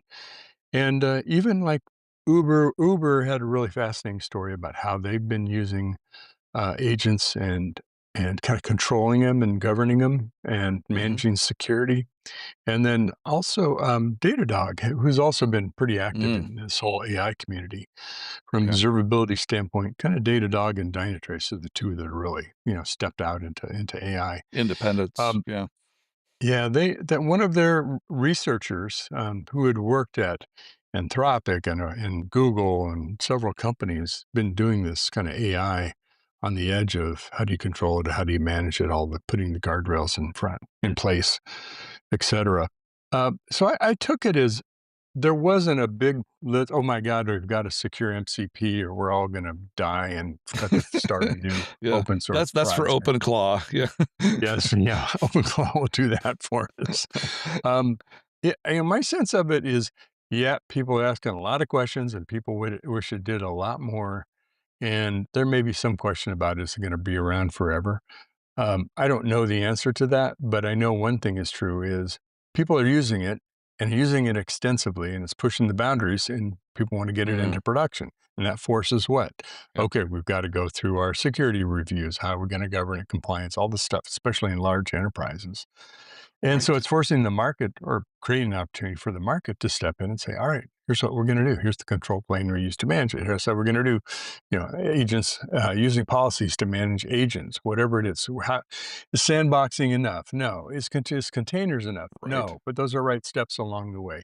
How do we, in talking to one of the maintainers, I'm like, isn't the real answer is you've got to have isolation. You've got to create an environment where you can containerize or limit what we really know that the agent can't get outside of these bounds, right? It's some So fixed wait, way of so controlling sorry, that. are you saying that they foresee the MCP as because as you and I know, it's basically stands in front of an API and abstracts an API.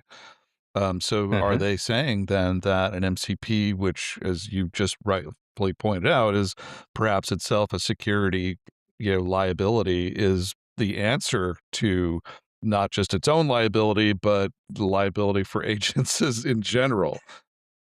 Well, the answer, which is what I kind of suspected, and a few people agreed with that I talked with, is it isn't securing the agent, and it isn't securing the environment the agent runs in. It's both. You have to do both, right? Interesting. Because otherwise you're sort of operating in this, bouncing off the walls, security, pushing the boundaries. The agent is out of control. Yeah. Or on the other hand, the agent's highly secure, but it's working in a world that has like terrible security guardrails, and it's bound to still bump up and fail and do something it shouldn't Okay. do. Okay. And that's the Oh, that thinking sounds like is a layer you've got to do both. in Yeah, a multi-layered, mitigation, attack mitigation scenario. dare I Because say I zero trust. right, zero. We all would love that, right? But it's not always Uh, possible to implement. not yet. And It has, in my travels, because this week I was at Oracle visiting, working with Oracle in their home office, and and before them when I was with Microsoft, to a T, like you hear the exact same phrases come out of these vendors, and one of them Mhm. was there were two. First one was um, we have an MCP server for our database. This is, how we expect agents to work with the database. So yeah, I could do a direct tool call. I could have a PL SQL statement that's an actual direct call to the database from an AI agent, but maybe a better way is through a layer of abstraction and security to do that. As the second thing, which I find kind of crazy, not crazy, but crazy like a fox, is that they're saying, you should have a control plane that exists at the framework level for managing your agents. But if you're going to secure what actually happens or what gets done with the agent, you have to secure at the row and column level in the database.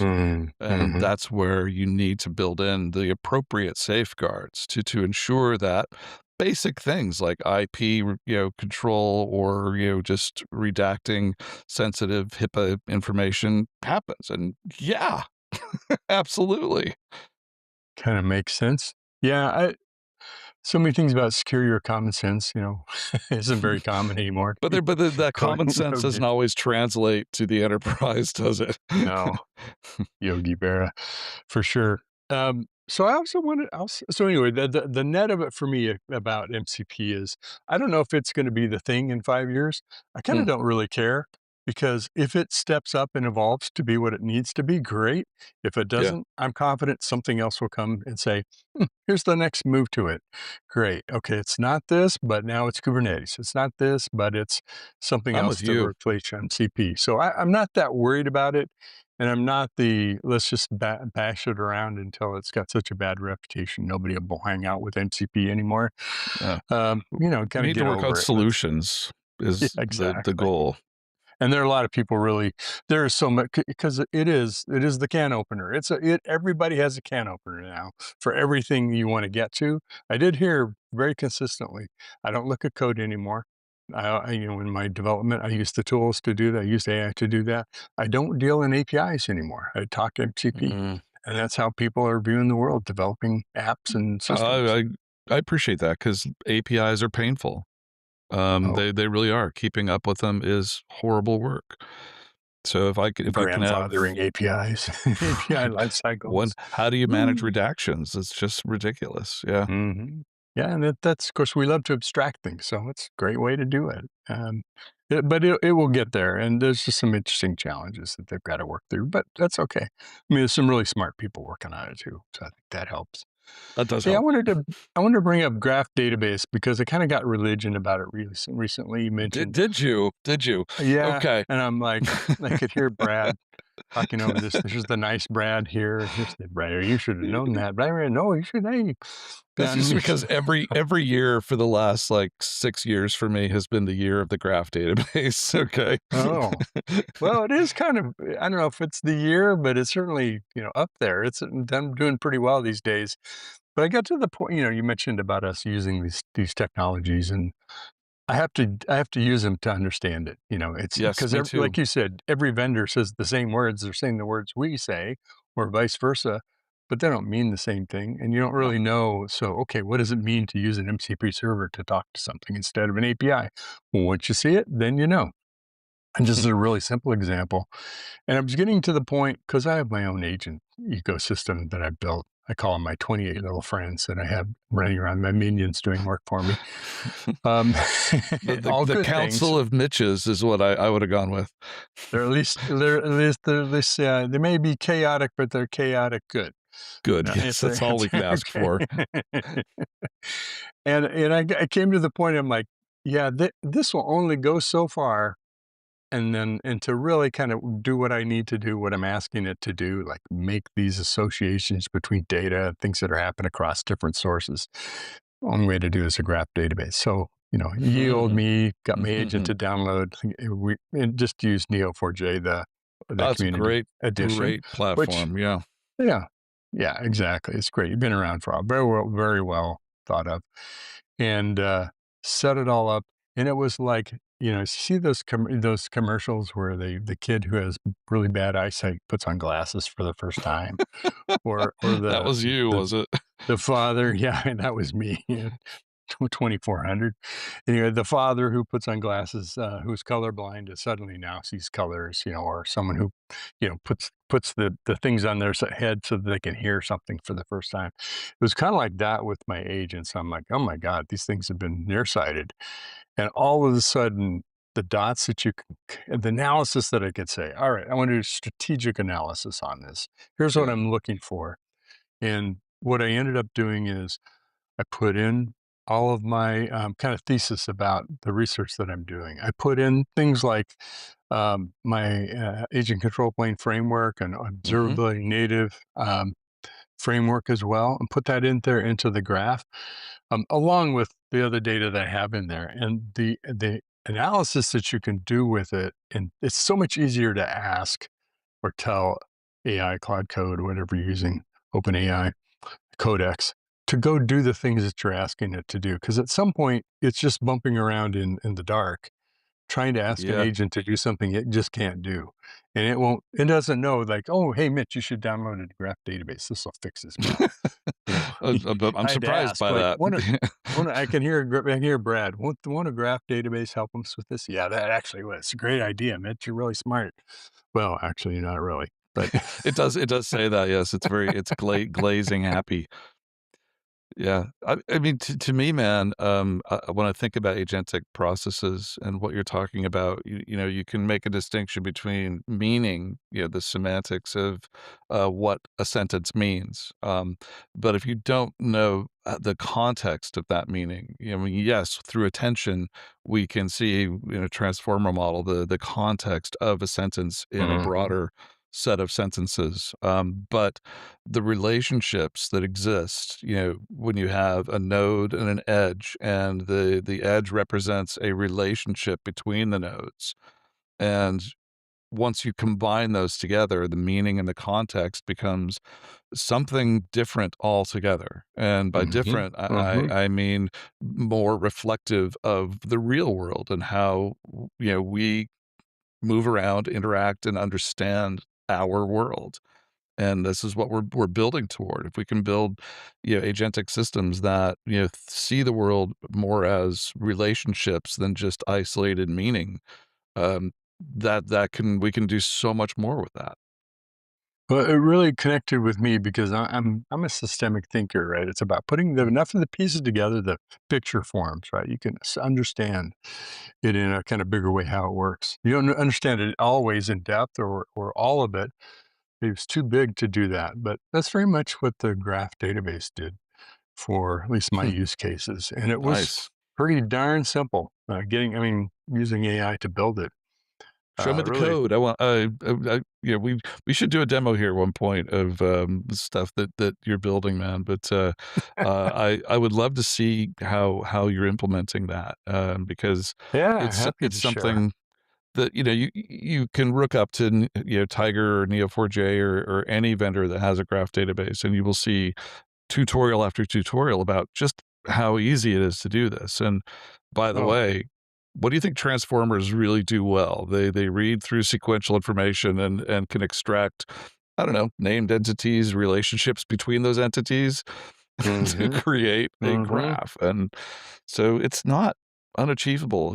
It was in the past. It's been very difficult, not just to build, but to also interact with.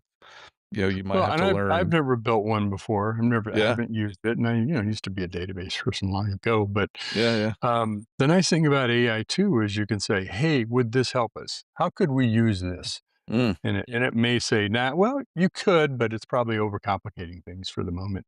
I have a term for that: overcomplexifying what we're doing. That is very self-referential, my friend. It's a term that defines itself. Yes. But it's, oh yes, this will do what you want to do. This is what you've been asking me to do. But okay, now I understand why you couldn't do it. Yeah. Anyway, so just, I've gotten religion, Brad. I'm in the, I guess I'm a Sherpa now of data. Is that kind of where I'm headed? Yes. Path Saddle up, to carry the oneness? load. We're all doing it.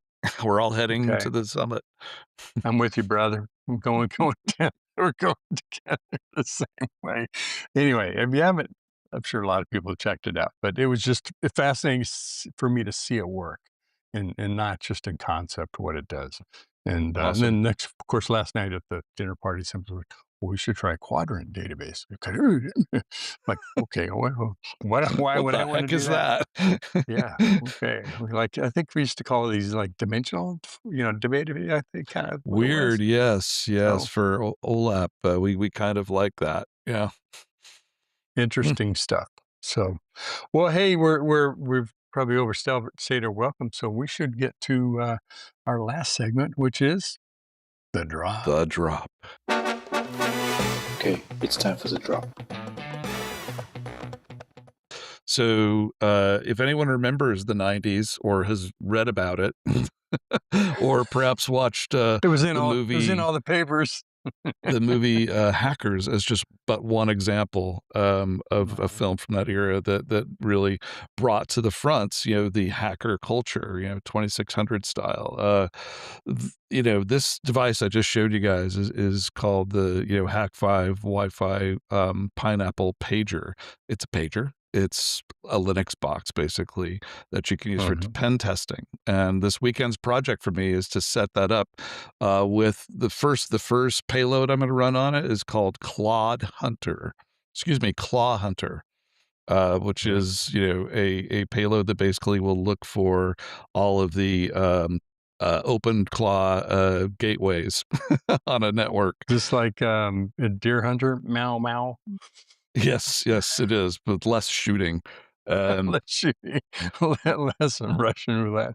So, I can see if my open cloth is doing bad things and pen test my own setup. So looking forward to that for me. That sounds like a good rock'em sock'em, robot wars. Adversarial, yes. Actually, that would be a lot of fun.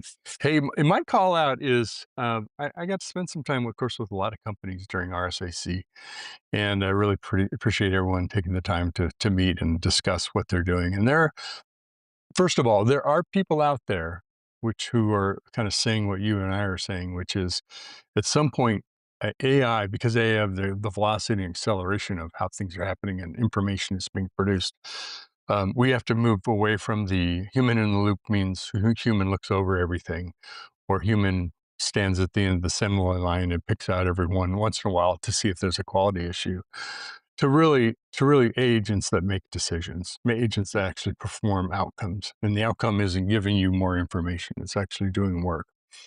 And one of the companies I talked to you'll love the name, is Endor Labs. Yes. Oh, I do Endor like that. Yeah. Yes, and even they had taken over part of the W. One of the restaurants there, and the exterior of it was, kind of the moss hanging off the side, looked like, you're in the forest, indoor forest. Glad we're still spending money in this industry. Yeah, marketing is still alive and well. Crazy stuff.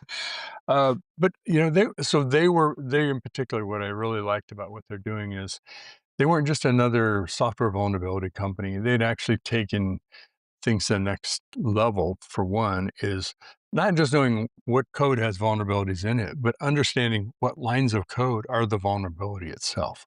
Ooh, right? So you could understand, you might be using vulnerable code, but if you're never using those lines of code, are you vulnerable? Right. Right. Yep.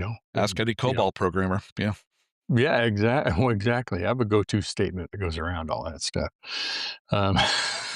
Stepping back, where they were going, where they're kind of the directionally from what I picked up, and this is my reading in the lines. They didn't announce anything like this. Is they're one of the companies who are moving upstream and saying it's not just about being a scanner at the end of the line. It's not about something in the line that produces information better for somebody then to go fix. They are putting things in place that I think someday will help you actually avoid using those things. Ooh, or work around them. So because you actually know where the problem is, instead of just avoiding big chunks of code. Oh, that's got vulnerabilities. I don't know if we should use that. Somebody might attack it, or we might be susceptible if we do something wrong. Really intelligence about code. So hats off to them and a lot of other good folks. So nice shout out. That's very cool because it makes me think that, the era of determinism that we've been, living in and striving for decades perhaps is behind us, and we just don't know it yet. And that if you can, just like a human, be able to sit out knowing everything and out without having total assurance, and you can do so, in a sane way, maybe that's better than trying to, get to that, set of all sets thing where you don't have any goodillion, outliers that are still provable but not in your set. It is. It always comes back to Goodle. Just saying. You have a way of bringing it back together to that singularity again, to that point where it all comes together. One Goodle, like one hub and one lake. Well, there's sirens going off, and it may not just be because I'm in New York City. I think I've overstayed my welcome, so we probably ought to sign off here. Good to be on the East Coast with you, even though it's not the same city, but on the same time zone. So it's a great time zone. Yes. Yep. Time. But and thank you, everyone. We're gonna be on the road more places, going to more things. So if you see us, stop by, say hello. Hey, you're the guy with the ponytail. Hey, you're the guy with the beard. Love you guys. Whatever you do, stop us and chat. We'd love to talk with you. So it's always good. All right, my friend, been a lot of fun. We will talk to everybody on the next Agents of Dev podcast episode. Bye-bye. Control, this is Agent Dev. I'm in position. Copy that, Dev. Stand by for go. Standing by.